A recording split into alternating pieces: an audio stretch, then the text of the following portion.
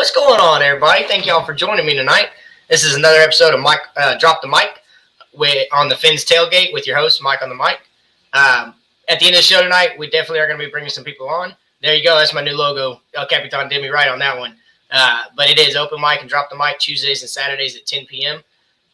Please just keep joining us. This is Cash and Tickets. We're going to have that on Thursday nights with Brandon the Bookie, Big Kev, and Wizard of Oz. Wizard of Oz. But that'll be Thursdays at 10 o'clock Eastern. And then, as always, we have the great Tonk Sevens TMI Tuesdays at 9 p.m. And then we'll do Open Mic after that on that day. And then the greatest of them all, the Fins Tailgate, Saturdays, Sundays, and Mondays on the Fins Tailgate Network. Wednesdays and Fridays on Miami Sports Music Network. And then the Friday show is the new one, Covering the Spread, another betting show. So pretty cool. What up, Tom? Thanks for joining us, bro. You see all the new stuff, man. Beavis in the back's been putting in work. I'll stop calling him that if he gets on to me about it, but nobody needs to know who he is. Guys, remember, like, subscribe, share the show.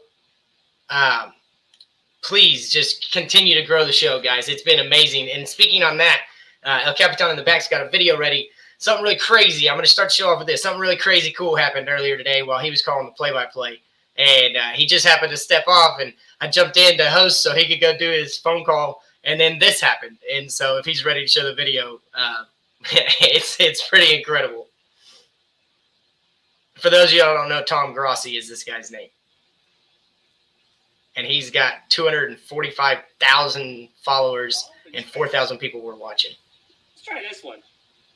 All right, last one for this game, and then, of course, we got the next game. Let's try this one. He's a Dolphins fan. Rewatching. It's Mike on the mic. Okay. Let's see. Not the Fins Tailgate, Mike on the mic. Oh, got a small child on the. Keep it clean. Give a little kitty goes meow. He got a couple of them in there. Oh, let's see if he knows it. Oh, Jane? Dang. That face. It's always the deer in headlights. You don't know what to make of it.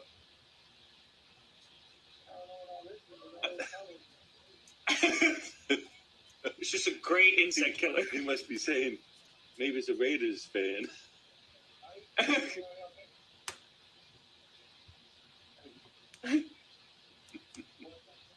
Oh, some random guy came in.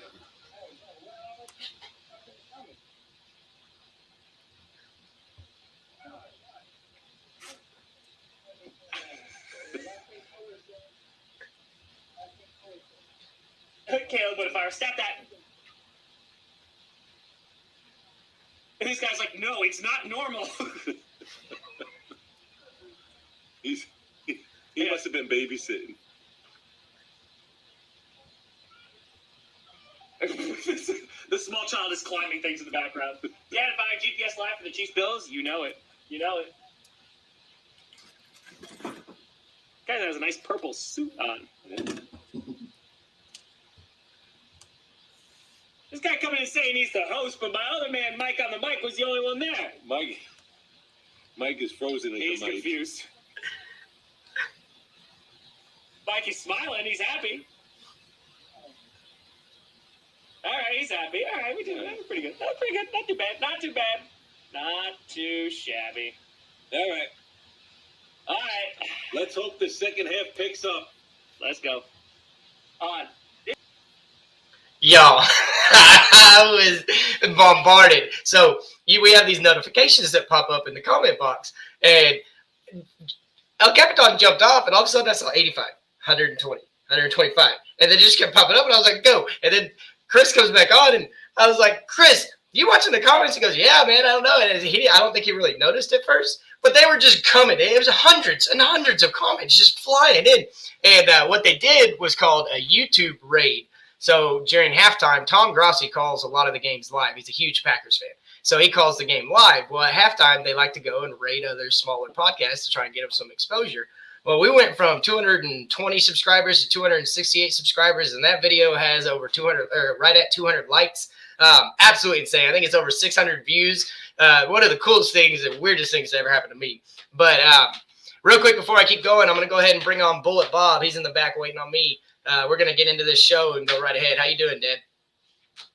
Good. Yeah. Did you get to see the video? That's what I was sent to Debbie earlier, but No, I haven't seen that one yet. I just it's pretty cool. Yeah. Yeah, that's the one that I sent. It was pretty neat. But so real quick, hey, what up, Kohler? Thanks for stopping in. I'm going to jump right into it. I'm going to give my thoughts on the coaching search, and then we'll bring and I want to hear what your thoughts are too. But at this point, I did see it. I reported something yesterday on the show last night that Jim Caldwell had turned down multiple head coaching opportunities with the Raiders and the Bears. I do want to clear that up. He came out himself and said he did not turn them down. He has great respect for those organizations, and he did not turn down those interviews. So that makes it a little bit more than likely that he's probably is accepting all of the head coaching opportunities that are coming his way, because he is on record saying that he wants to get back into coaching. And I think El Capitan said last night that the reason he left the Dolphins organization was because of his wife getting sick. So if he does want to get back in, that'd be great. Damage control, I think, maybe so. I'd like to think that Caldwell is one of our targets. I did see an interesting tweet about the Dolphins brass was in San Francisco the last 3 days. They spent 3 days in San Francisco this week. So maybe they're going hard after Mike McDaniel. I don't know. But my thoughts at this point is I'm still, especially after the Omar Kelly article that came out talking about how the players don't necessarily have Tua's back. Most of them are probably going to be defensive side of the ball. But it still made me curious, and it reaffirmed my position of bringing an established head coach in here, because as El Capitan was saying about Jim Caldwell doing damage control, whoever comes in here has some damage control to do. And I say it again, they have to be able to galvanize this locker room, get everybody back on the same page, and go forward with the same idea. And however that is, I hope we're not forcing Tua on the next head coach. I really hope we're not doing that, because I think Daboll's the only one that'll take that job if that's the case. I still think Schoen getting hired, the GM in New York now, I think he's going to try and bring Daboll up there. So that would be it would make me a lot happier, because I just really don't want to see him here. But I think I haven't wavered on wanting to bring in an experienced head coach in, because I just don't think a first-time head coach can do it. And we talk about it all the time, the definition of insanity. This circle has been going on forever, and I'm tired of it. But that's my thoughts on where we are right now and what's been reported. What about you, Dan? Well, I agree with you. I don't want a first-time head coach again. We've been doing it, and it's not working. You have to have something, like I said before, somebody has to come in, experienced head coach, people person, surround yourself with the best defensive, offensive coordinator, offensive line coach, whatever you need. Just go out and get the best, because that's the only way you win. Look at the teams that are in the playoffs. What do they have in common? Really good defensive coordinators and really good offensive coordinators. Okay? So, I mean, without that, you're not going to do anything. And if you bring in a first-time head coach, that means you're not going to get a top offensive coordinator. You're not going to get a top defensive coordinator. So I got a question on that note right there. I was about to plug or go that way. Do you think it's just harder for a first-time head coach to be attractive to the experienced OCs and DCs, or do you think it's just the relationships haven't been built yet? And I just have never understood why first-time head coaches bring in guys that haven't done it yet. Well, first-time head coach is already going to have a reputation. I mean, a experienced coach is going to have the reputation. First time's not. I mean, if you're a top-flight defense coordinator, you don't know what this head coach is going to be like. Why are you going to go work for him? Especially if he used to be a defensive coordinator, or if he used to be an offensive coordinator. How are you going to get in a good offensive coordinator when your head coach is already an offensive coordinator? Yeah, as Joe says right there, and what up, Ennis? I got my flexing for you. As Joe said, no to rookie head coaches. If we go with a rookie head coach, we can only hope, as we have for the last 15 to 20 years, that they can figure it out.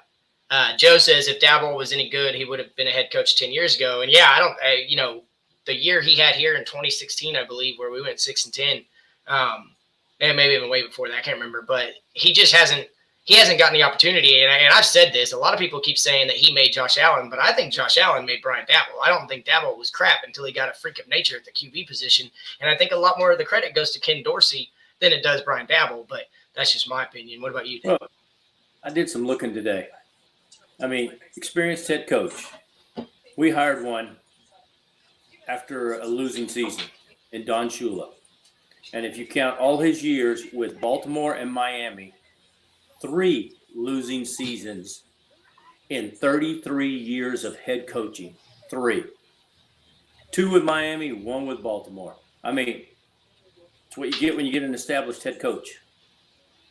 Yeah, I mean, I'm right there with you. And it Notice for the 18 some odd years or however long he was along our sidelines, Don Shula never wore a headset.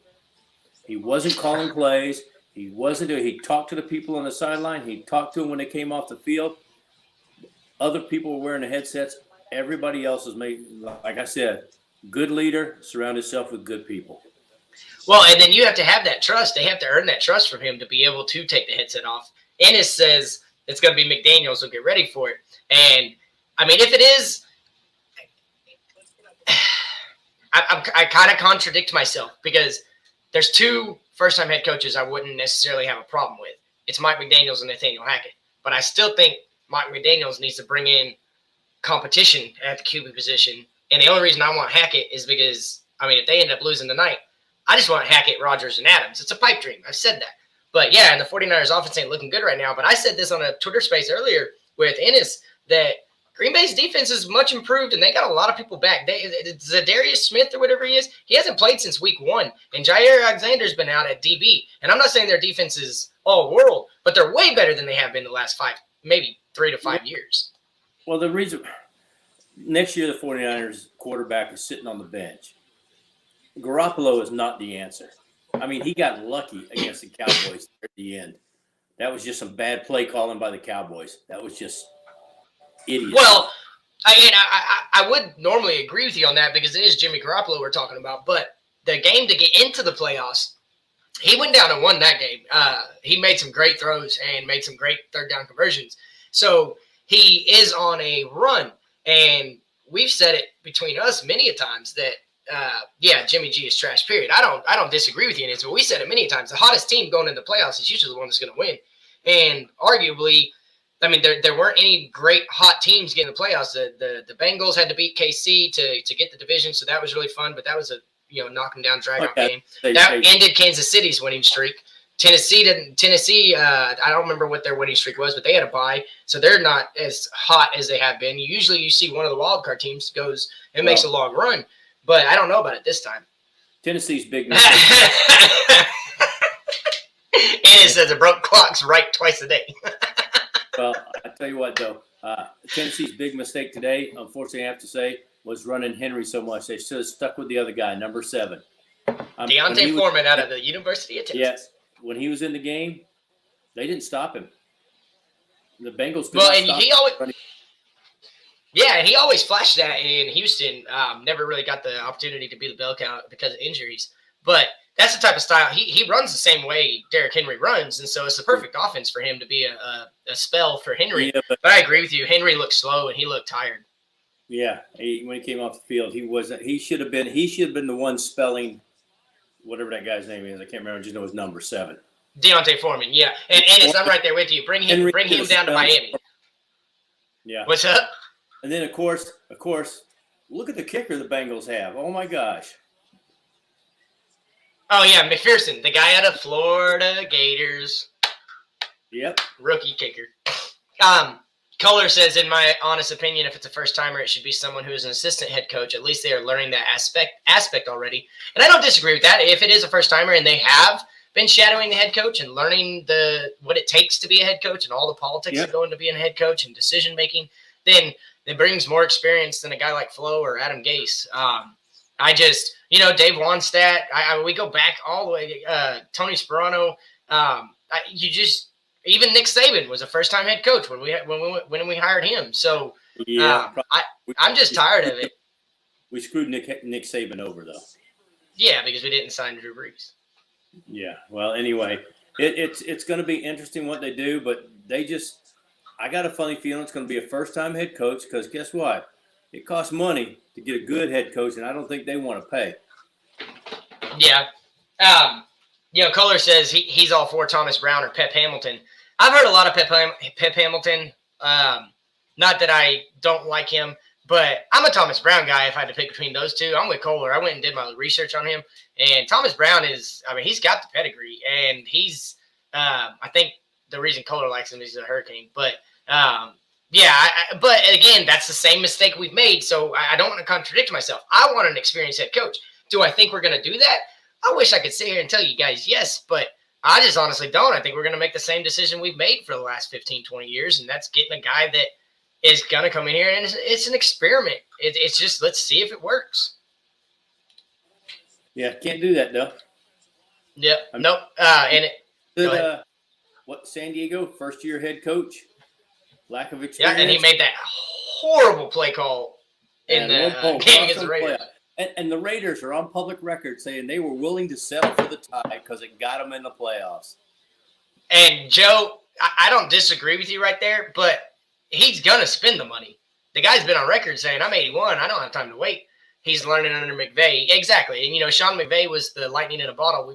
There's been two of them lately. It's Sean McVay, Kyle Shanahan, and then this guy in Cincy, though. I mean, he's looking good.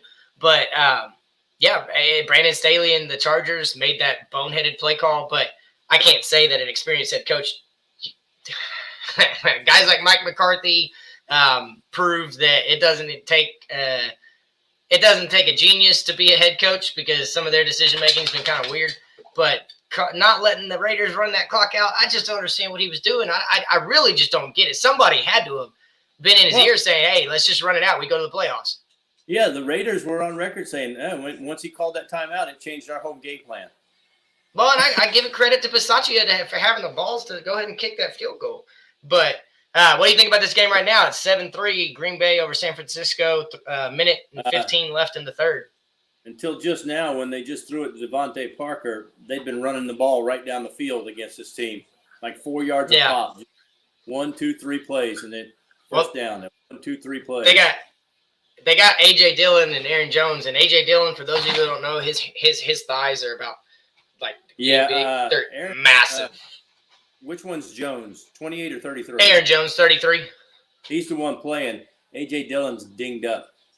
Oh, well, A.J. Dillon's a backup to Jones anyways. But anyway, Jones had 6 receptions for 120 yards so far. That's a running back. Yeah, he's always been he's an Alvin Kamara, Christian McCaffrey type back now that Nathaniel Hackett and Matt LaFleur got to Green Bay. Joe's in the comments firing shots. He says Rodgers has more zip on his throws falling backwards off of 1 foot. I'm guessing he's talking to Tua.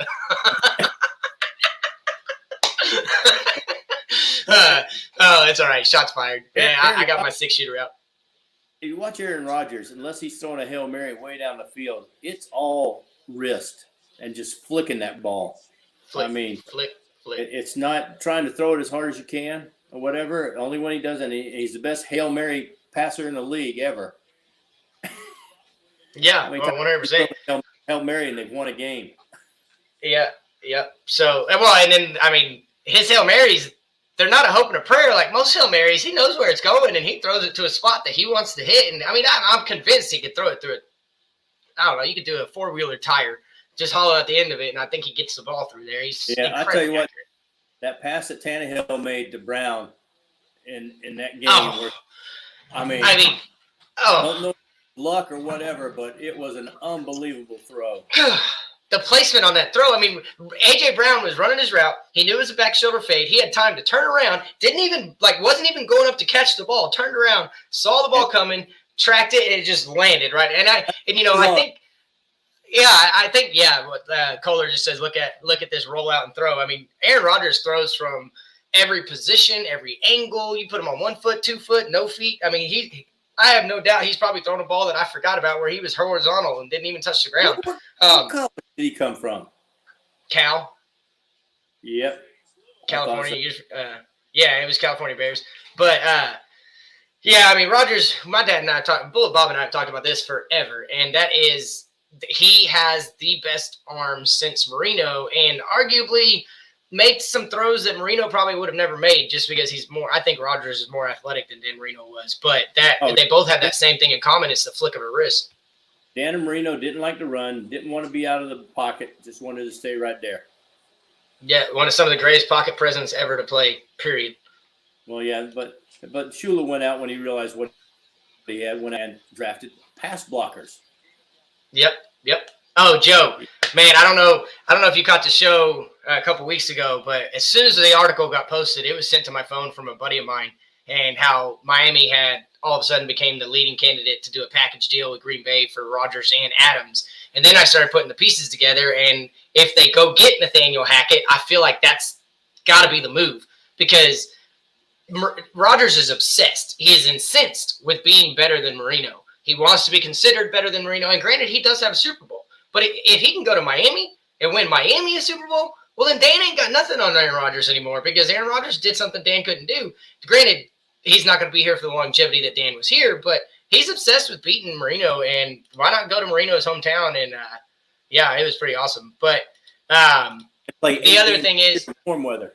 Yeah, you don't have to worry about this weather. He's playing it right now. No sleeves, all good to go. Dad, who you got? Hackett is still plus 700, not at the bottom of the list at all. Yeah, and Kohler, I think it was a week ago, out of nowhere, he was a favorite. I still think some of those people doing the odds are watching this show, because last night we talked about Josh McDaniels, and all of a sudden, out of nowhere this morning, he shows up on the odds list for the Miami and some other teams, and I was like, if that dude ain't leaving New England to save his life. But real quick, Dad, real quick, but Belichick dropped dead on the sidelines because he's 70-some. Yeah, and then Mullet Man himself, Bill Belichick's kid, he's going to take over the defensive coordinator. He's already calling plays for them. Joe says he'd be a South Florida legend by far. Aaron Rodgers comes here, wins the Super Bowl. He going to get a statue outside Hard Rock Stadium, because they've been craving it for so long. But so I want to go ahead and move on to tomorrow. Do you want to start with Tampa Bay and the Rams, or do you want to talk about the other game? It doesn't matter to me. So who do you got out of Tampa Bay and Rams? Is the Rams defense healthy? Yeah, Von Miller, Aaron Donald, and Jalen Ramsey all playing. Leonard Floyd on the defensive line too. And Tom Brady's offensive line they're missing the left tackle and the center. Yeah, they're not healthy. Right tackle. Yeah, the right tackle. There's stud. Doesn't matter, because you put Von Miller on one side, and if they were smart, they'd stick Von Miller and Aaron Donald on the same side. Pick one to block. So I don't know if you know this already, but Ryan Jansen, their stud center for Tampa Bay, he's out, and so I actually think they're going to put Floyd on the outside and have Donald in the middle with Miller on his right or on his left, either one, because step up. Yeah, dude, it's about to be intense. But so Kohler says Bieniemy has been the favorite on BetUS for like 4 days now. And that's a guy we haven't talked about. He's been in a ton of head coaching conversations over the last few years, but he just never gets – people haven't pulled the trigger, or he just hasn't wanted to leave Andy Reid's yet. Maybe he's waiting for Andy Reid to drop dead. But it's going to be interesting. Joe says the LAD front scary good, and Brady don't like people in his face. And you talk about that all the time. All you got to do is hit him, and he's going to be rattled. So. Oh, yeah. If you start hitting Brady a little bit and getting close to him and everything and rattling him, the balls are overthrown, underthrown. He gets happy feet. Yeah, it ain't happy feet like Peyton Manning. Yeah, it definitely ain't happy feet like we saw with Peyton Manning. It's happy feet like I don't know what to do. I need to just get the ball out of my hand. But Kohler says Brady has 2 legit pass catchers left. I agree with that with Gronk and Evans. But I do encourage y'all to go look up this kid Grayson. And I wouldn't say kid, but this guy Grayson, he has made a name for himself on his second or third run with the team or with the NFL period. Once Antonio Brown got hurt and Chris Godwin got hurt, he stepped up, and boy's been clutch for them lately. So still there are only 2 established legit pass catchers left: Mike Evans, Rob Gronkowski. Fournette might be healthy, Kohler says. Either way, I think with Tristan Wirfs on the right side being gone, at least it's not in Brady's blind side. But my biggest thing is if Ryan Jansen ain't playing, that is the meanest, nastiest, filthiest center, and he is crazy corn-fed strong. So for him not being there, that's a downgraded center by all accounts. So. Oh yeah, I mean, if they get a pass rush on Brady, I mean, he's he's not gonna be good. Now, if they get the running game going, that changes the whole thing. If Brady gets a running game going, last I heard, they're down to Giovanni Bernard. Even if Fournette is healthy, his workload, you never know what he could look like Henry. So yeah, I think that's an interesting game. I said this on the Twitter space earlier, and I said it on a show. I feel like I've learned my lesson to not bet against Brady though, because he just keeps doing it. I agree, but I mean, like I said, this is a vicious pass rush, and who did they sign that will probably be playing this week? Wasn't it Weddle? Came back for the Rams. Who? They signed some guy who was retired. They working him in. Weddle. Huh. Eric Weddle, the safety. Yeah, somebody corrects me wrong, but I thought he signed back with the Rams. He didn't play last week because they didn't need him. But you might see him in this week against Brady. Eric Weddle. Yeah, you're right. Eric Weddle. He's in there. Good call. Great tidbit. So that's a Yeah, better safety. So my other question is, though, are you taking Stafford or Brady to make the mistake that's going to cost them the game? Oh, it would be Stafford. Nothing against him, but Brady. And the only way Brady's gonna, you got to hit him. You have to hit him. And once you start hitting him, and once you make him uncomfortable in the pocket, mark my words: overthrown balls, underthrown balls. It just happens. I got to show y'all something. My wife just sent this to me. We were just talking about Tom Brady and betting against him. Well, she found the one way to ensure Tom Brady never wins another ring. Are you guys ready for it?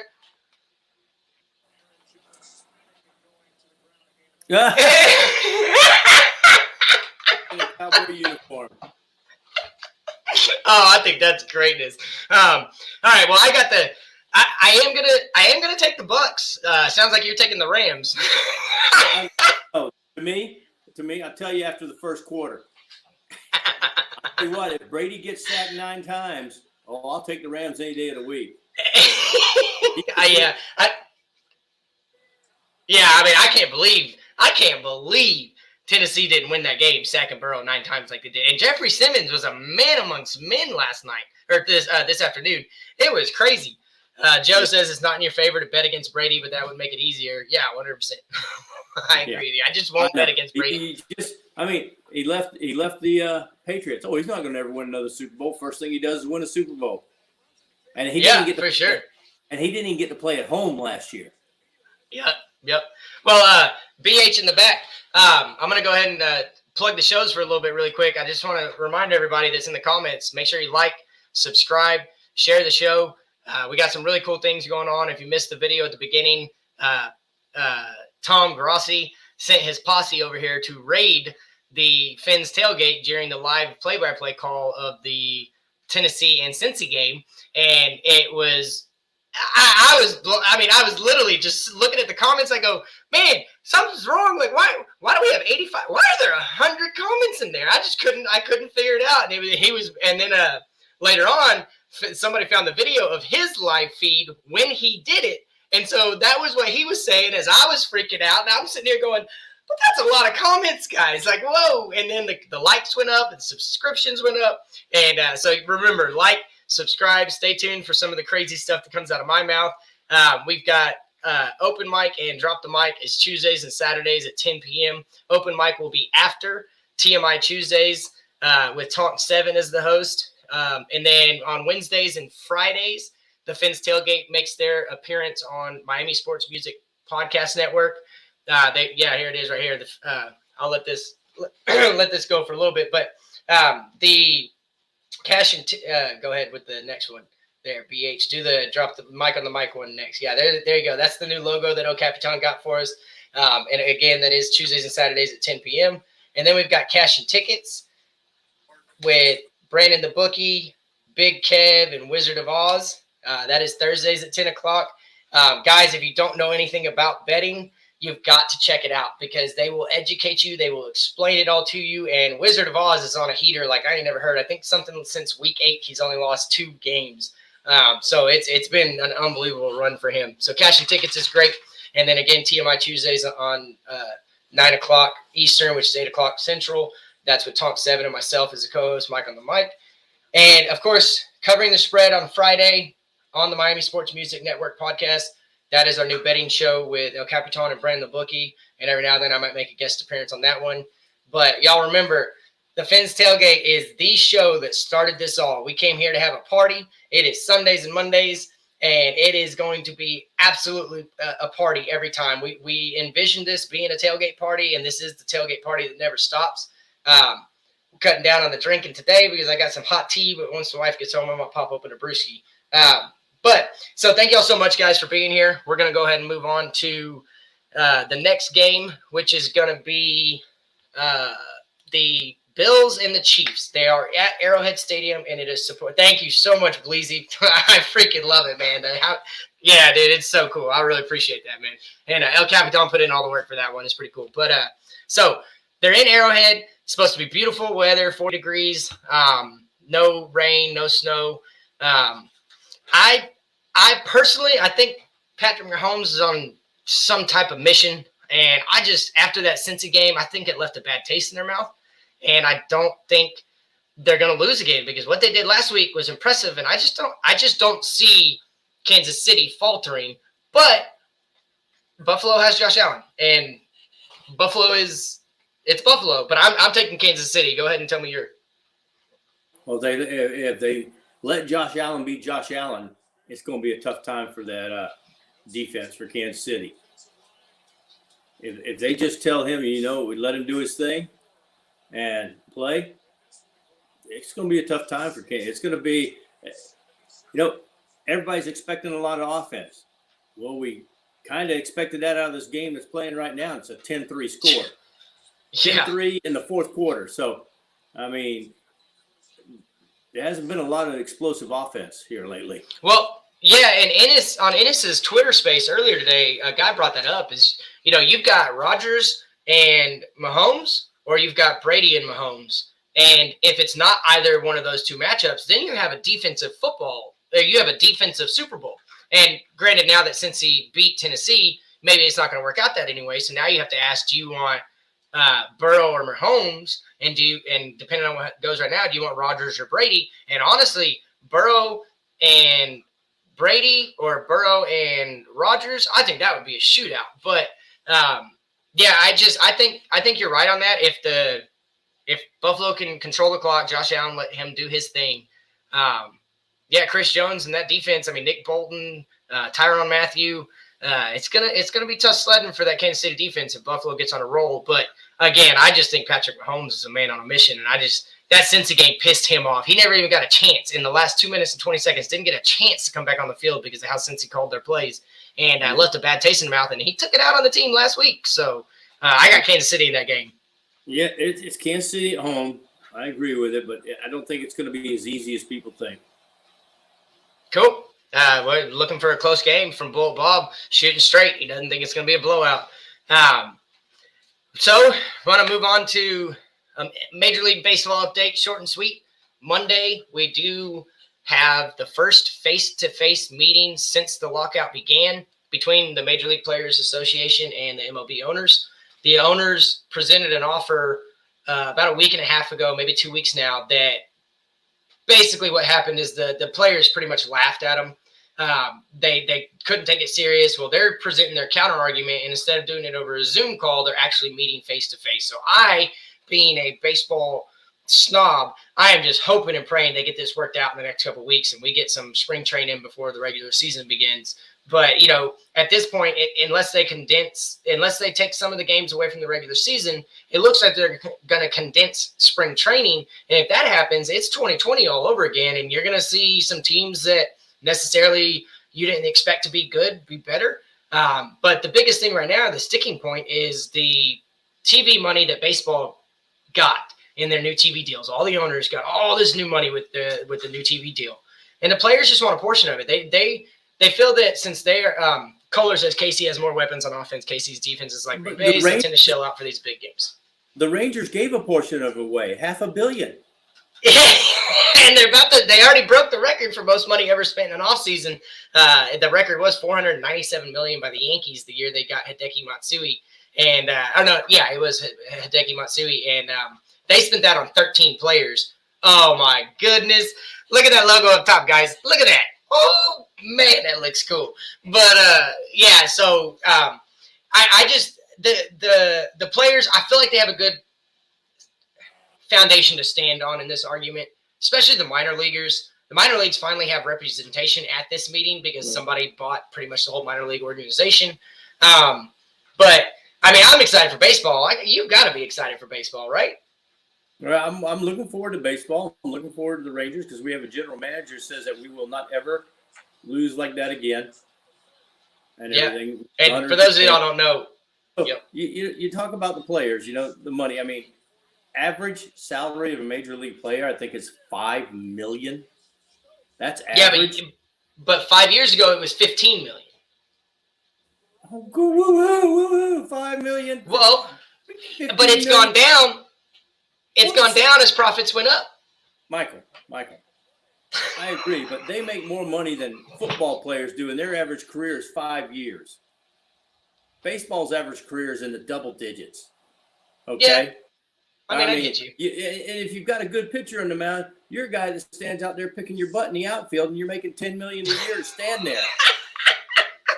Popping those sunflower seeds. Joe says he grew up a Braves fan, but baseball is such a hard game to invest in long games, long season. And I don't disagree with you. You got to be a certain type of fan to like baseball. But my dad and I have been, when we went to the ballpark, I guess the ballpark in Arlington, right, is what it was called, or it's just the Rangers ballpark stadium in Arlington. Then there was ballpark in Arlington. Now there's the Globe Life Field. Yeah. So, but we were there at the old one. We were there for the first game at I think we went to something like 13 straight opening days at Globe Life Stadium, the ballpark in Arlington. And then the new stadium. It's been really fun to be a Rangers fan. We had the heartbreak in 2011. 2010 was something that we never thought. I know I personally didn't think they were going to be able to do it that year. But being that this is a South Florida podcast, I'm going to be digging hard. I've got the watcher who he's always watching. He will be making random appearances on my baseball show to bring you all the updates on the Marlins minor leaguers. Who's going to be coming up to? Hey, Kohler, you quiet down in there. We don't want to talk about 2011. It's still a sore spot for us. Yeah, Kohler's a St. Louis Cardinals fan. He made sure to put his Wainwright shirt on and his hat when he found out I was a Rangers fan. So, but no hard feelings, Kohler. One of my favorite friends that I have is a St. Louis fan, and I met him during that World Series. But it being that it is a long season, and they've done everything they can to shorten the games, and there's talk about robot umpires being used in the minor leagues next year. But Joe, what will make it fun is if you're just a Braves fan and you get to watch postseason baseball, that is where it's just, for a casual fan, that's greatness. For a fan like us, it's, we expect that when we have a good team. Granted, the Rangers and the Marlins haven't expected that for years, but it's been fun to be a baseball fan, and I just miss baseball. It's my favorite time of the year. Opening days, like New Year's for me. Just to let you know, 49ers are going for it on 4th down and less than 1. And they didn't get the Packers. What is it? 12 minutes left in the fourth, something like that? About 6 minutes. Ooh, that might have iced the game right there. Packers got to get a couple first downs. Packers are up 10-3. Yeah, that might have just iced the game. But so baseball, hopefully I'll have more updates starting next week on next week's Drop the Mic show. I'm really hoping spring training gets a start date soon. As far as the NBA, no real change in anything I talked about last week. Playoffs, All-Star games coming up. The voting's still crazy, and fans are voting for people that don't even play anymore. But, the NBA All-Star game's kind of a spectacle. It doesn't really matter till the playoffs. You're just trying to finish the season in those top 4 in each conference so you can get the home court throughout the playoffs. Yeah. And with the All-Star voting, may sound bad, there's nobody on the teams from China, so that country's not voting anymore. We'll get on that a different day for a different topic. But, so really the NBA update right now, Miami Heat's probably one of the top 3 teams to come out of the East with Milwaukee. And the Knicks look really good. The Knicks could end up surprising a lot of people. We'll see what happens with that. NHL, it's let's see. Joe says my little brother still loves it and moved up to Atlanta area just for the Braves. Good for him, man. I've been past that stadium. I got to see it up close. no, I never got which- to go inside of it. You go by the old one or the new one? The new one. Oh, new one. I don't think I ever saw the old one. No, the one that's nowhere near Atlanta. Oh no! I was actually in Atlanta. So, is that the new one or the old one? That's the old one in Atlanta. The new one. Okay, well then that's the one I got. It's Yeah, like that's the one I got to see. So. Dallas Cowboys don't play in Dallas. Haven't ever played in Dallas. Yeah, Irving and Arlington. You 100% right there. And the Texas, it's been in Dallas before that. I guess did they ever play at the Cotton Bowl? Don't know. I don't remember either. But yeah, you're right. And then Tampa Bay Rays, they're not even in Tampa Bay. They're in St. Petersburg. So yeah, but it is what it is. But the Braves, I will say this about Atlanta sports fans: if they are a Braves fan, they are diehard. They absolutely love their team. Oh, nice. But so NHL update. Until the playoffs get here, it's just a mad, crazy race. The way they do their shootout and overtime now, and the points, and how quickly you can jump up in the standings, and how quickly you can disappear out of the standings. Hockey scoring has gotten so complicated. It's like trying to watch NASCAR and figure out who's going to race for the title. That race for the chase ruined it all. Here, real quick, tell the story about the day Dale Earnhardt passed away. And do you remember that story, or I can tell it? It's up to you. We're at the apartment over there in.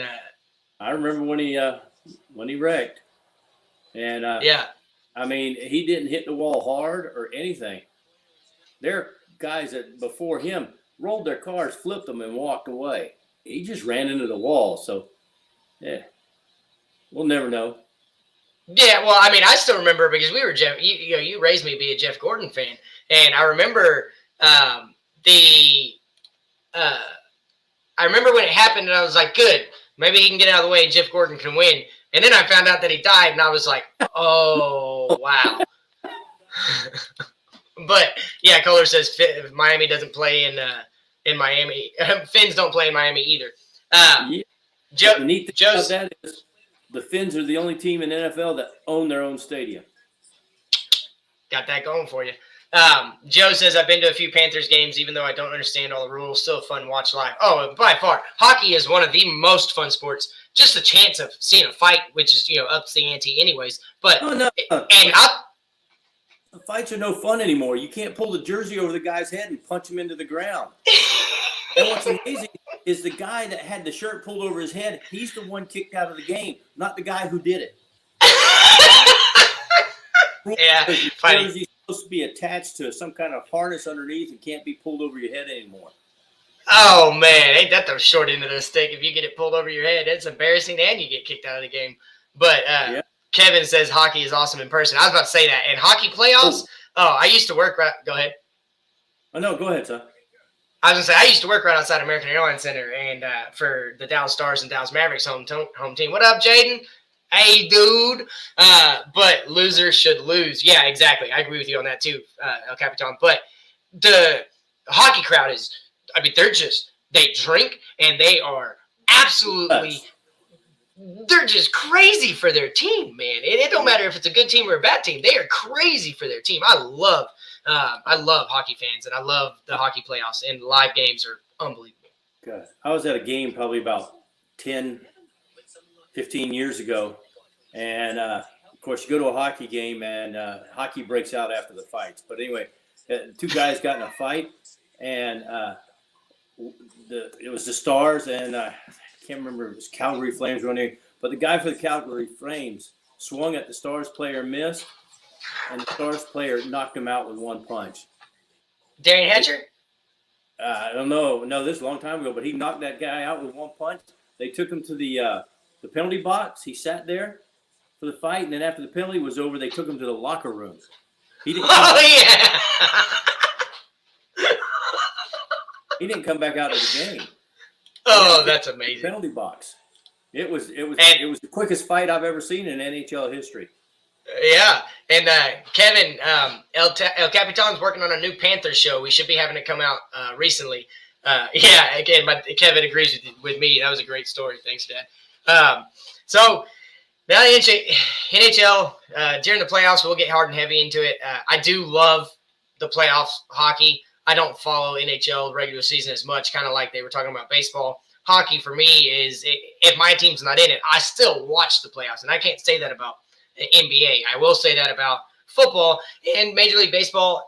Chances are I'm probably not going to watch it unless my team is in it. Now, y'all have given me a reason to watch all the sports, and now I have a reason to dig in even further and just become more fluent in NHL and all those good things. But I want to get that we're only spending 60 seconds on NCAA basketball because for those of you who don't know, Bullet Bob doesn't give two shits about college basketball until March. He could care less what comes out of my mouth. He hates talking about it. It doesn't matter if Florida Gators are undefeated. He's like, oh, is it March yet? He does not care about NCAA basketball. So I'm just going to spend 60 seconds. Quick update. Florida State did beat the Hurricanes today, 61-60. It was definitely a game that Miami came back on. But 61-60, Miami's supposedly the best team in the ACC. So we'll see how that goes. Florida State beat Duke. Yeah, Florida State looks good. I mean, a couple years ago, they had a great – yeah, and Kevin, I was about to bring that up, that the fact that the Canes are number one in the ACC and they're getting shafted in the polls because I don't even think they're ranked. Kevin said he didn't hear that about Florida State beating Duke. But with my team, the Texas Longhorns, me and El Capitan on the betting show last night smashed the under on 125 for the over-under, and they beat Oklahoma State 56-51. A couple quick top 25 scores to update y'all. Auburn squeaked it out against Kentucky. They ended up winning by 9, but that was definitely a closer game than it could have been. Big Kev is beyond himself excited because he is a diehard Auburn fan. They are now 18-1, 7-0 in the SEC. And in that game for Auburn, Walker Kessler had 19.7 rebounds and 2 assists. Hey, 49ers just tied the game up with a blocked punt and returned it for a touchdown. Let's go, Niners. Let's go. Let's go, Niners. Come on, Niners. Knock him out. Make Aaron Rodgers pissed. Let's go. Thanks for that update, Dad. Yeah, Appreciate you're right. You give him the ball back and he's going to get it right back now with 4 minutes left. You piss off Aaron Rodgers, it's a different game. I just want Green Bay to lose, so he's pissed and wants to leave. Another top 25 update in NCAA basketball. UCLA, number 9 over Colorado, 55-49. Nobody really impressive in that game. Number 5 Baylor did beat Oklahoma in a Big 12 matchup, 65-51. Kendall Brown for Baylor at 10 points, 8 rebounds, 3 assists. Number 6 Duke beat Syracuse, 79-59. That's expected. Number 7 Kansas beat Kansas State, 78-75. A little bit closer, but Kansas and Kansas State, they have some epic rivalries. But in that game, that game did have 2 outstanding players. Okai Abajai, whatever his name is 29.7 rebounds, 2 assists for Kansas. And Nigel Pack for Kansas State had 35 points, 4 rebounds, and 2 assists. Number 10 Houston did take down East Carolina by an unspeakable margin, 79-36. Number 11 Villanova beat Georgetown, 85-74. Number 13 LSU lost to number 24 Tennessee, 64-50. And then as far as the rest of the top 25, the number 16 USC beat Utah. Number 18 Texas Tech beat West Virginia. And then the game that you and I were talking about last night, El Capitan, Loyola Chicago, I was dead wrong because I thought they were going to win, and they lost by 10 to Missouri State. So that's the top 25. Nebraska and Ohio State still have to play. But real quick, let's see. Joe says Auburn is the best team he's ever seen in college basketball. He also says Miami is beating Duke at Duke and North Carolina. That's a block punt. Maybe special team coach is available to fix Sanders. That's funny, Joe. Sanders got his money. What happens to players when they get their money? Yeah, they get lazy. Yep, they don't care. I'm getting paid. Yeah. Well, thanks for that play-by-play update, Dad. I appreciate you jumping in. That was something I'm not watching it right now, so I really appreciate that update. And guys in the comments saw it too. They were like, "Oh my gosh!" And they said things just got interesting. Joe said that, so I agree that game is going to be. Let me see. They didn't kick it into the end zone. They're letting the guy run it back for the Packers. He got it out to the 30, and there's 4.5 minutes left, and Green Bay has 2 timeouts. Well, you know what Aaron Rodgers is about to do. He's about to just run the clock down as far as he can and get a field goal. He's going to get in field goal range and then milk it. they gave the ball back to him with too much time. It's sort of like Tom Brady. Oh, Tom Brady only Yeah, had 38 seconds, no timeouts.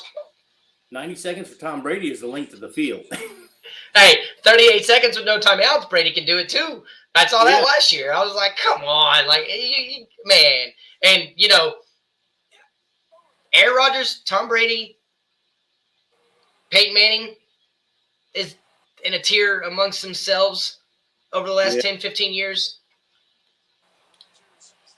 Yeah, so, okay, and at this point in the show, guys, we've run through all of our updates.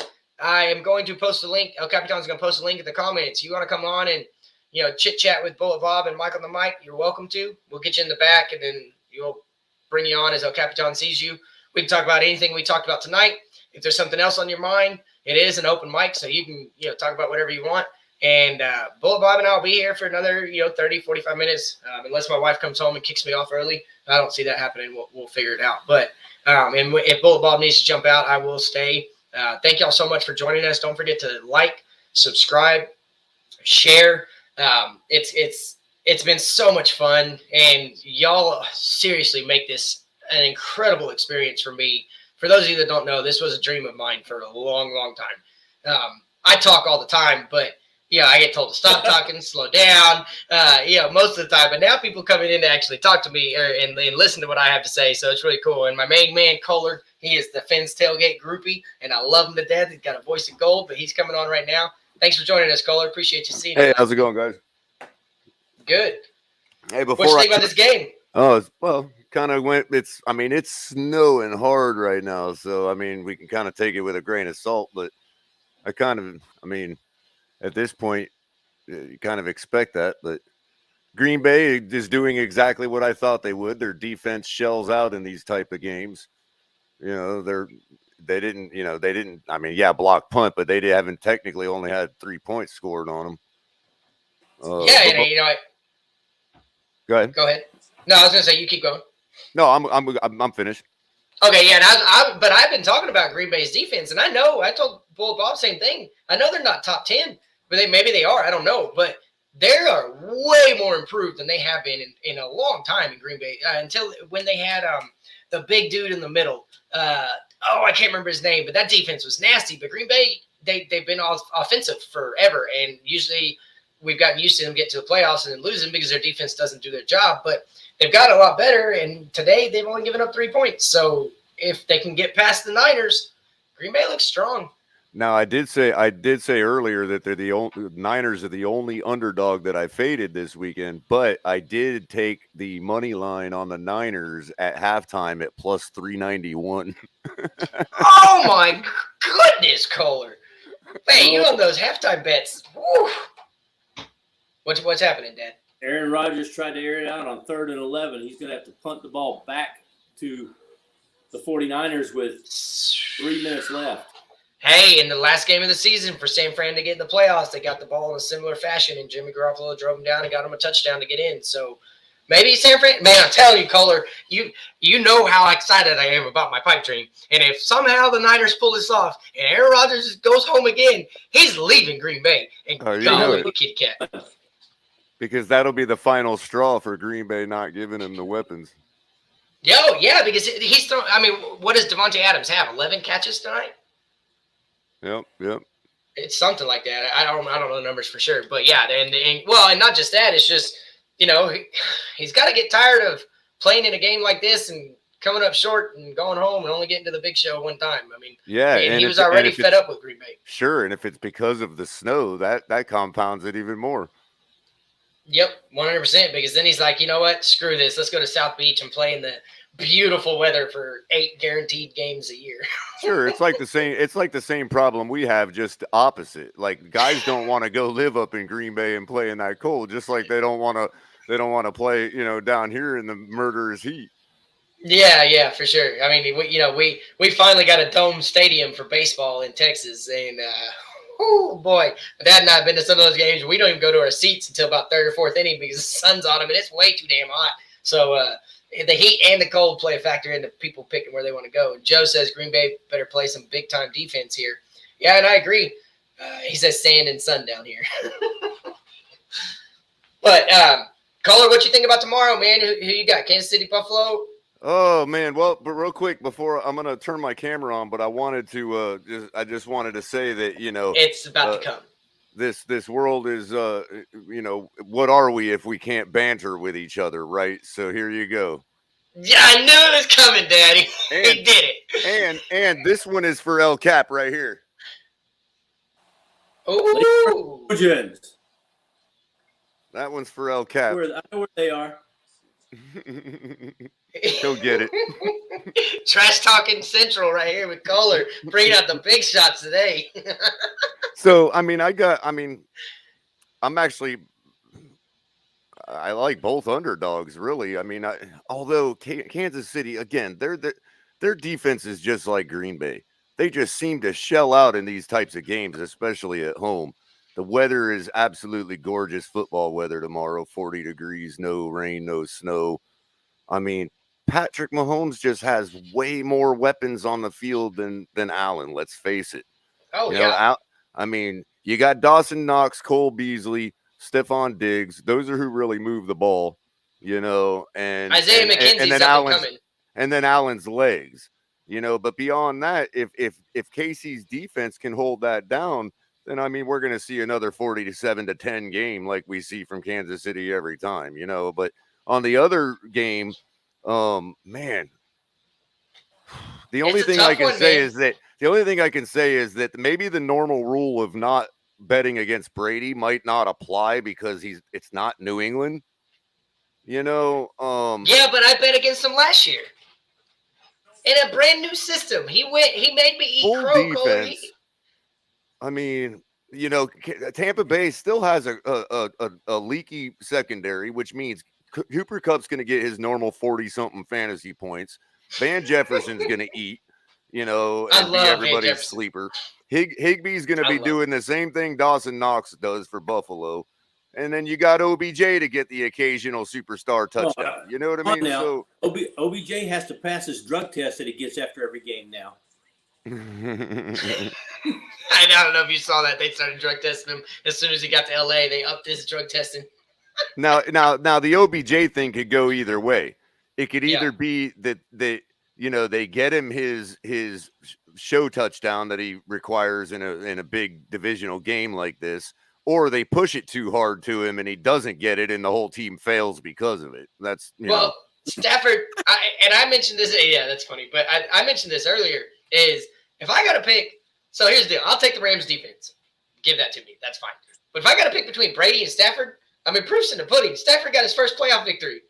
Like, first one. And he's 16 years in the league now or something like that, 12, 13 years in the league. So I'm not – if somebody's going to make a mistake, I got my money on Stafford making the detrimental mistake. Not that Brady won't throw 3 interceptions, but and the let's not detrimental forget mistake.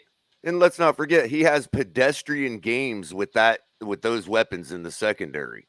I mean, Yeah. the last time they faced the Cardinals, him and Kyler's stat line was almost identical at like 260 something yards. I mean, it's not like he's putting up huge numbers, and it's like, come on, you got Cooper Kupp, you got OBJ, you got Tyler Higbee, you got decent running. Michelle's been coming on lately. Watch for that one too. Cam you know, Akers, show- bro. Sony Michelle could like totally rip a couple off.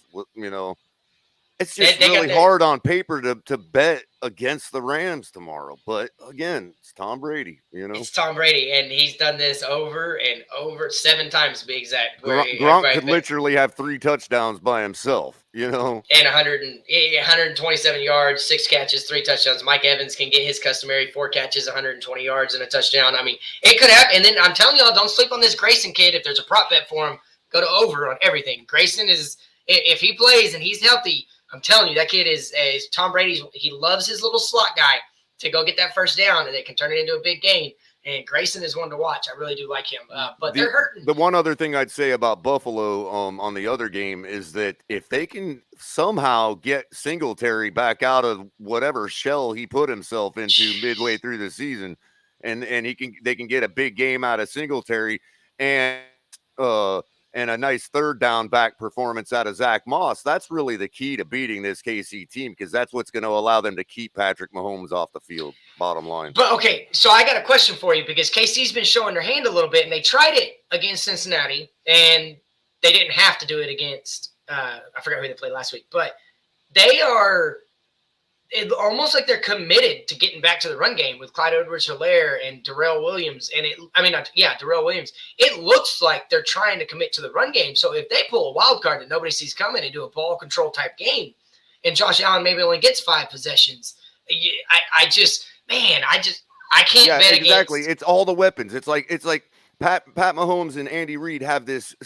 gift of distributing at least one touchdown to 500 mediocre players on the field. You know, it's like how. So you got Mecole Hardman, you got Pringle. I mean, Pringle is is your staple 10 or 12 points on fantasy. You know what I mean? Yeah. Don't forget about DeMarcus Robinson. Yeah, and then Darrell Williams or Darren, whichever guy- Williams they got left there. You know what I mean? They got another guy in Kansas City that's got all kinds of speed, a little guy too. I think number 17 or whatever. Yeah, Mecole Hardman. Mecole Hardman. He's actually he can take the top off the defense just as well as Tyreek Hill. Tyreek, except he's taller, so he's a standard wide receiver. Is low. Yeah. Well, and then they put him on the punt returns, and I can't tell you how many times I've seen Mecole Hardman filled the punt and damn near take it to the house and just get tripped up by a shoestring. So special teams comes into play in the playoffs. Everybody knows that. I mean, you're seeing it tonight in that game that y'all are watching now. So, man, I can't see Buffalo winning. Honestly, in case he gets that whole machine going with those guys, like we were saying, it's just it's in the bag. Well, and Buffalo doesn't have their defense ain't bad, but it ain't good enough to stop the 15, like you said, 15,000 weapons they just happen to pull out their butt on any game day. It seems like every time it's just a well-coached football team is what it is, So on that note, Reid. I was going to say on that note, how would you feel about Bieniemy, Kohler? And then I want to hear about you, Dad, on that. Well, I have a feeling that I'm still not. I'm about still 10% that we're still interested in Watson, seriously interested. So I look at Bieniemy as a signal that Watson would be coming. Because even though everybody associates Watson with Flores, we can't forget the fact that the not hiring Bieniemy is what upset Deshaun Watson with Houston in the first place. Yep. So I mean, I don't know as far as coaching. I mean, I think with a guy like Deshaun Watson, who being a guy he wants to play for, his proven offensive success in Kansas City, and the fact that he kind of took the sort of, hey, I'm going to play a couple more years in college before I come out over in Kansas City. I think he'd be sufficient with a quarterback like Deshaun Watson. Again, I probably would put him at the bottom of my list as far as staff building, seasoned head coach type, which is what we really want and need. But at the same time, if that's, I'm convinced that even if it means, let's say if Greer does something like, sets Bieniemy up in a situation like he did Flores, that's fine. Watson ain't going to go nowhere if he's already got the keys to the city after performing for a year, So, I mean, he's still plus 400. He's still the odds favorite right now on at least one betting site. Yeah, and last week it was Hackett and Dallas Bieniemy, and neither one of them have been requested for an interview by the Dolphins. I might be wrong, but I'm pretty sure we haven't requested an interview with either of them yet. What up, MCJB? Nice to see you, bro. Good evening. Good evening. How y'all doing? Good, man. Better than you're here. Heard that. Hey, so what you think about Bieniemy? Real quick though, Joe says so. When you look at it, if they would have hired Bieniemy in the first place instead of Coley, then Watson would not want to go anywhere. And I 100% agree with that. I think Bieniemy was the last straw for Watson because they didn't. They publicly stated, you're the franchise QB. We're gonna let you give some input, and he went to bat for Bieniemy more than over everybody else, and they didn't hire him, and now that's when all the shitstorm started. But what you got to say, Bull Bob? Nope, he's not even. Let you know the 49ers are at the 30-yard line of the Packers with a first down and 20 seconds left in the game. Ooh. Upset. Oh! Who that plus 391 is looking real good right now, but it is snowing, everybody. 30-yard line is still a pretty decent kick in the snow. Yeah. Who was that number 19 for the 49ers, that all-purpose guy? Deebo Samuel. Debo? Yeah, he just hopped off the field on one leg. Oh, no. That sucks. Robbie That's Gold gonna warming suck. Yeah, if they get past this game and without Debo, they ain't going nowhere. So, MCJB, Well, we talking about first tomorrow's. down. Nice. We talking about tomorrow's games. What you got? Tampa Bay or LA? Oh, Tampa Bay. Okay, and then Kansas City or Buffalo. That I'm. Not touching. I still don't know. You know, both teams are very good. So, Who do you trust more, Mahomes or Allen? You've got to be able to answer that. Mahomes. That would be Mahomes. And so that's what it comes down to. I mean, All right, yeah, y'all, but I feel like. Nah, actually, I'm going with Chiefs because I feel like they got more speed to them than Buffalo do. Yeah, we were Yeah, just I'm me going. and Cole- Okay, I got it. Thank you for the help. I got it. I'm going with the Chiefs. Nice. So we got the Chiefs and we got the Bucks. That's who I picked. And Cole, we were talking about earlier, is that the speed. I mean, all the weapons that Kansas City has, and I just think they're on a mission. And I think since he put a bad taste in their mouth, and they're not going to lose until they get to the Super Bowl. They're just they're ready to run all over everybody. Well, but you just know that all being said, Buffalo is not a bad fate. I mean, They're if you're not. talking, if you can get some decent money line on that, you know what I mean? I mean, that's not a. If anybody could do it, they definitely have the ability. you know. Hey, Dad, you got to keep an eye. Joe just said it in the comments. If San Francisco wins this game, I need you to keep an eye on Aaron Rodgers. Every time he's on camera, I need you to tell me if he looks upset. Because if he looks mad, he's coming to Miami, guys. Well, I'm telling you. That's he's Oh. Hey! 45 years old. So What how about much time's left? Pittsburgh? That's game. Oh, only 4 seconds. So MC, I got to tell you, I saw an interesting quote, and I don't know what year it was from. I'll have to go do some San research. Francisco just won. That's awesome. Let's go, Nathaniel Hackett, Aaron Rodgers, and Davante Adams, baby. My pipe dream is going to come true, guys. It ain't going to explode. It's going to sit in the closet for a few years. I'm excited. No, but Well, I I'll will tell be you pushing right hard now. for this now, guys. Aaron Rodgers ain't smiling. No, He's not- Hey, guys, Wow. I just got a heart on. I don't even care what time it is. I'm so excited right now. Oh, this is Green going to Bay happen, KC. Colin. Drink a beer. It's going to happen, Kohler. I'm telling you, bro. It's going to happen. No Anyways, Green Bay KC in the Super Bowl. Wow. yeah, that's nuts. But, No Green Bay in the NFC Championship either. yeah, no Aaron That's Rodgers in wild. Green Bay next That's season. gonna be a first in a while. Oh, I'm so excited.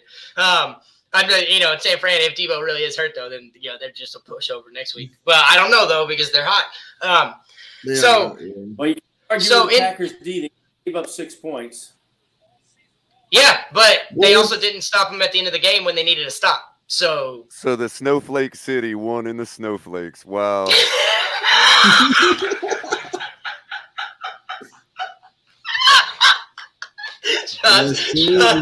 Shots fired. I love you, Kohler. Oh my God, I love you. That was amazing.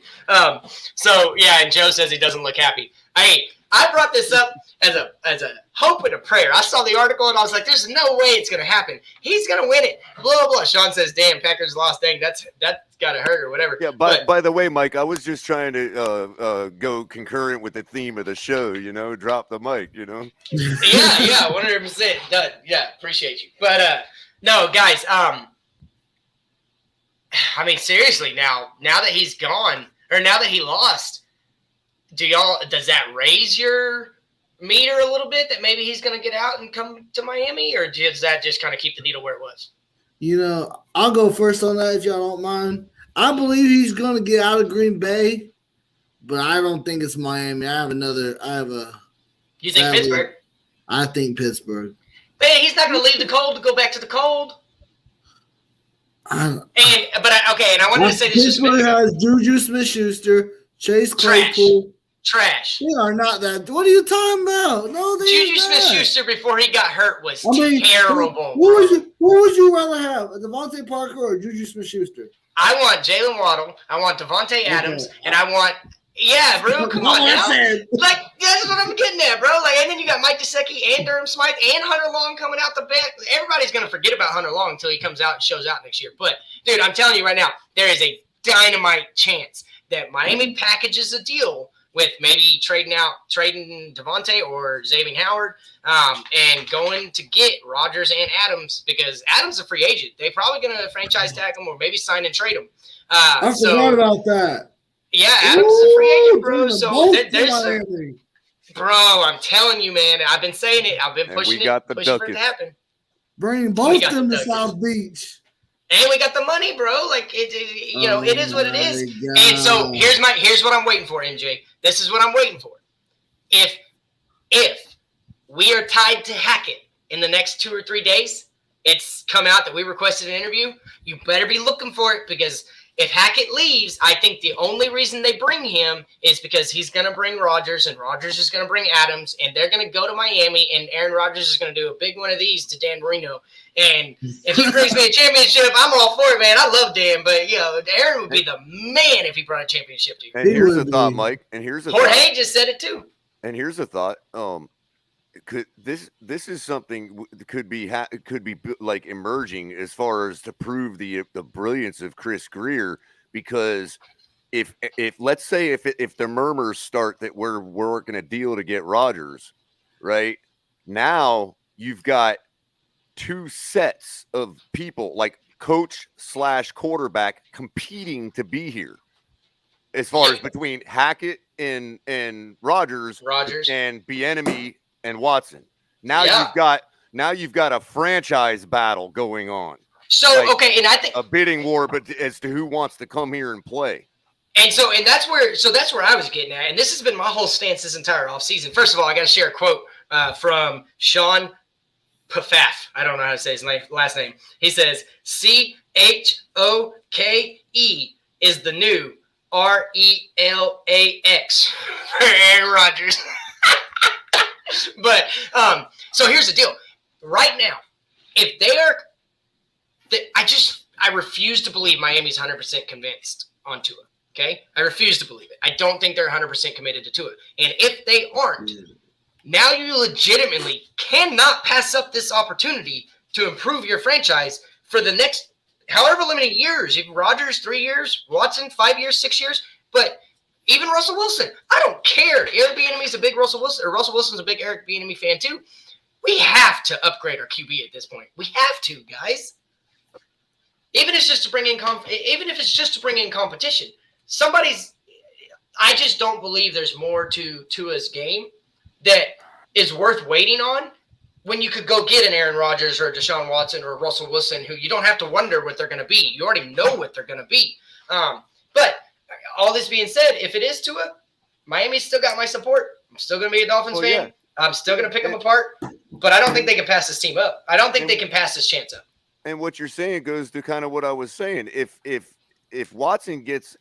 Rodgers wants to come here, then that's an indication that there's something worth being here for. Either the team, what we've got going on, the city, the taxes, all of it is involved. You know what I mean? So the lifestyle, all of it. So if Rodgers is saying, hey, I want to come here, that's a great indication that that's something to fight over or bid over. And now all of a sudden you may have Watson saying, you know what, I don't think I'm going to waive my clause for anything else anymore. And, whatever. Dude, can you imagine if we had to pick between Watson and Rodgers?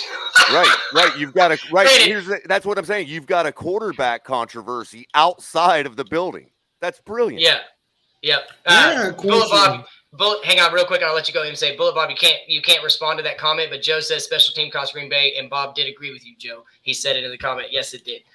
Go ahead, MC. What's with these Calvin Ridley trade room? I've been hearing rumors. Calvin. Well, no, it's true, but here's the deal. Atlanta is your idea of a pick would be crazy. Atlanta, they have to blow it up now, right? They have to.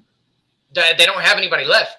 Cordero Patterson's a free agent. Ridley already left this season because of mental health. He obviously doesn't want to get there. You got Kyle Pitts, but you got nothing else. Matt Ryan's passed, done. They got to blow it up, and you can get damn good value for a guy like Calvin Ridley if he's back ready to play football. So I think it's a number 2 target. The number 2 odds for a team for him to go to is Miami. pair him with Waddle. Because his home isn't he from South Florida? John says it too. I don't know that, to be honest with you, but John, man, I'm gonna go back. I'm gonna find the clip of when I first brought this up like a month ago, and I'm gonna use it as a commercial forever until we get Aaron Rodgers to fucking Miami. He's already demonstrated that he enjoys showing up Dan Marino with the clock play in our own building. And that's what I've been. He is incensed with being considered better than Marino Dan. was on the sideline that day, and that's why he did it. Yep. Wow, that's awesome. John, we will post a link here in a second. El Capitan can get on that in just a second. We'll let you on. MC, so now that the Packers are out of it, and you said you picked the Bucks, so now you want to see Brady versus Mahomes, or you want to see Brady versus Allen, or Brady versus Burrow? Super Bowl 55 rematch. You want Kansas City, Brady Mahomes? Yeah. Mm-hmm. Yeah, and I actually think that let me say this very carefully. I feel like that's the matchup we're gonna have to, like when Troy Aikman and Jim Kelly, when Jim Kelly went to the fourth one. That's the matchup that we're gonna have to watch. But it's a crazy cool and fun matchup to enjoy. Jorge says last year Green Bay defense backs cornerback lost the game against Tampa Bay Buccaneers. Now this is special teams losing the game versus the 49ers. Rodgers won't be back to Green Bay. Is coming, guys. Hey guys, I'm pounding the table, guys. I got a quick old timer factoid for you about a possible Super Bowl matchup. Yeah. When was the last time the 49ers and the Bengals played in the Super Bowl? Oh, I don't even Bullet know. Bob, this will be your question on the way out. Mainly the question is, what stadium was it in? It was in the early 80s. I remember for the 49ers, Hacksaw Jim Reynolds made a stand at the goal line that stopped the Bengals with Kenny Anderson as quarterback and Joe Montana. Oh, God, I can't remember what stadium it was in. I know that the 49ers, though, beat the San Diego Chargers in a very cold game after the Chargers just got done playing the second longest game in NFL history. Oh, so that was that year. That was the year of the game you went to. 81, Kohler? somewhere's in there. I'm getting there. Hold on a sec. Because He's on his way out. I was actually thinking it was a beatdown by San Francisco on the Bengals in Joe Robbie Stadium. That's what I was thinking in like early mid 90s. So the late 90s is could have been. Hey, what up, John? Could have been like 88, 89. Might have been 88. What's up, Mike? I am so happy the Packers lost. I was praying to myself. I was like, please lose so that Rodgers can give us an option in Miami. God, bro. I wanted Rodgers this past offseason. I said, please come to Miami. Just please, God, anything. I just want Rodgers because I thought our defense was Super Bowl ready. I thought if we got a couple of pieces on the offense. I don't want Rodgers. You don't want hang on real quick. Bullet Bob's going to be heading off. You want to say goodbye, Bullet Bob? We appreciate you having you tonight. His mic's muted, so. Hang on a second. 1982. He's trying to find the same thing. San Francisco 49ers. We're in the game right again. there. January 22nd, 1989. Joe Robbie Stadium, San Francisco 20, Cincinnati 16. Hey, there you go. Maybe that was the one you were talking about, Dan. I don't know, but anyways, Bullet Bob. This was in 82. Gotcha. All right, Bullet Bob. That was since the the Silverdome in Michigan. Since the rightful order of the foot. Yeah, that's me. Can you hear me? Yeah, I can hear you, Crypto. Bye, Dad. What's up, Crypto? No. Take it easy, no, I was just saying I was going to say since the rightful order of the football universe has been disturbed yet once again with a Green Bay loss, so we might as well go for Cincinnati against them in the final game. Why not? It's already the rightful order of the football universe has already been disturbed. Would you say this is good for us or bad for us, Crypto? I think it's I don't care about the draft picks. It don't matter. It's a glorified second round pick anyway, so it is irrelevant. I'm talking about the 49ers as far as their head coach, their coach that we're looking at. Mike McDaniel. Giving us an inside look on how he calls plays down the stretch. Yeah, I mean, So and I it's, don't know so it's if you- good. Yeah, and I don't know It's if you good heard for me. us. I don't know if you heard me earlier, Crypto, but the Miami Brass spent 3 days in San Francisco this week. Yeah. So I think it's good for us. I think he's high on my list. He's moved to number 1 because I don't think we're getting Caldwell. So I kind of put McDaniels up there now. Yeah, I'm starting to I'm- feel the same way about that. I'm just calling it now. Aaron Rodgers and Devontae Parker are coming to Miami. That's all I'm Devontae saying. Adams. Devontae No. Adams, John. sorry. Devontae Adams. John, sorry. so real quick, Crypto, and I'm gonna let you respond. But John, you gotta understand, we were doing a live show, and I got a text message from a friend. It was about a month ago, and he said that it was right after the Tennessee game, and it said Miami has all of a sudden become the favorite to do a package deal with Green Bay and get both Aaron Rodgers and Devontae Adams because we're the one team that can work it out financially and asset wise. So.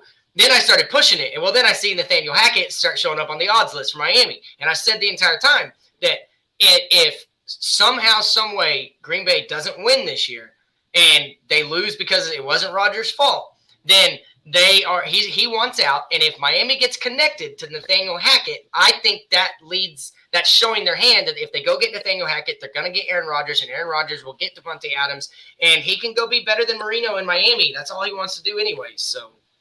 Plus, I don't know. I'm not putting my hopes up on that. plus, it's the AFC, and he doesn't have to way face, easier. he doesn't have to face Tom Brady in the playoffs, and he knows that. So, Well, in crypto, Oh, that's a brilliant. Was that? I Chris don't wanna DeMarcus set that just myself- said that? yep. I don't Yeah, want to set That's myself up brilliant. for I haven't even heartbreak. thought of that aspect. of So, it yet. so Yeah. Crypto, I'm going to tell you right now, I've said this until today, that pipe dreams are like pipe bombs. Eventually, they're going to blow up in your face. And right now, my pipe dream doesn't look like it's going to turn into a bomb just yet. So I'm keeping it on the shelf.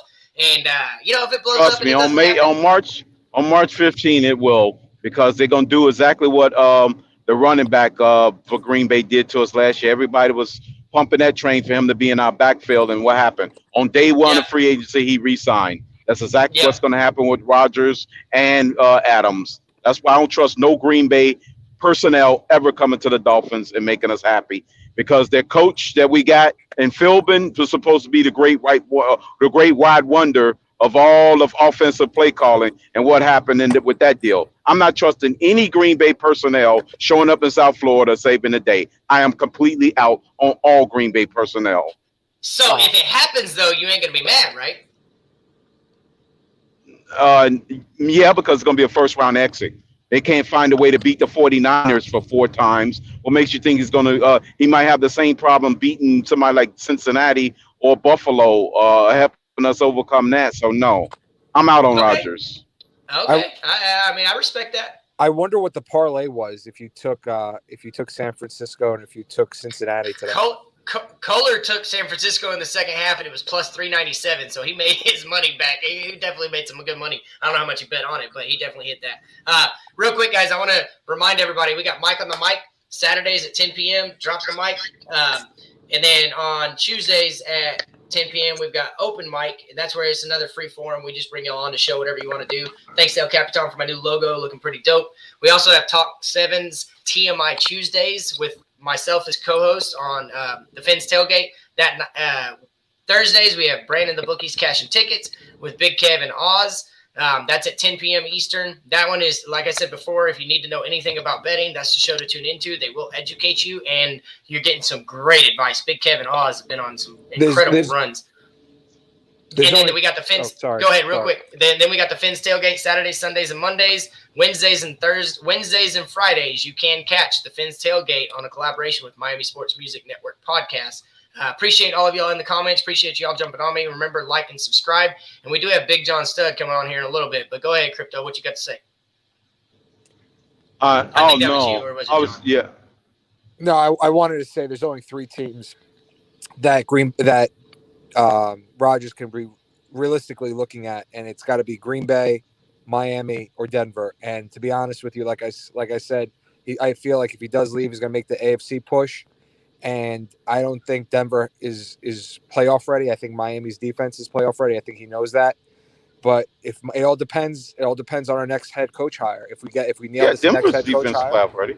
Yeah, that was going to be my thought too. Is that Denver's got good defense. Aaron Rodgers, yeah, but with our defense in the heat of Miami, that's a guaranteed 8 wins a year with him right there.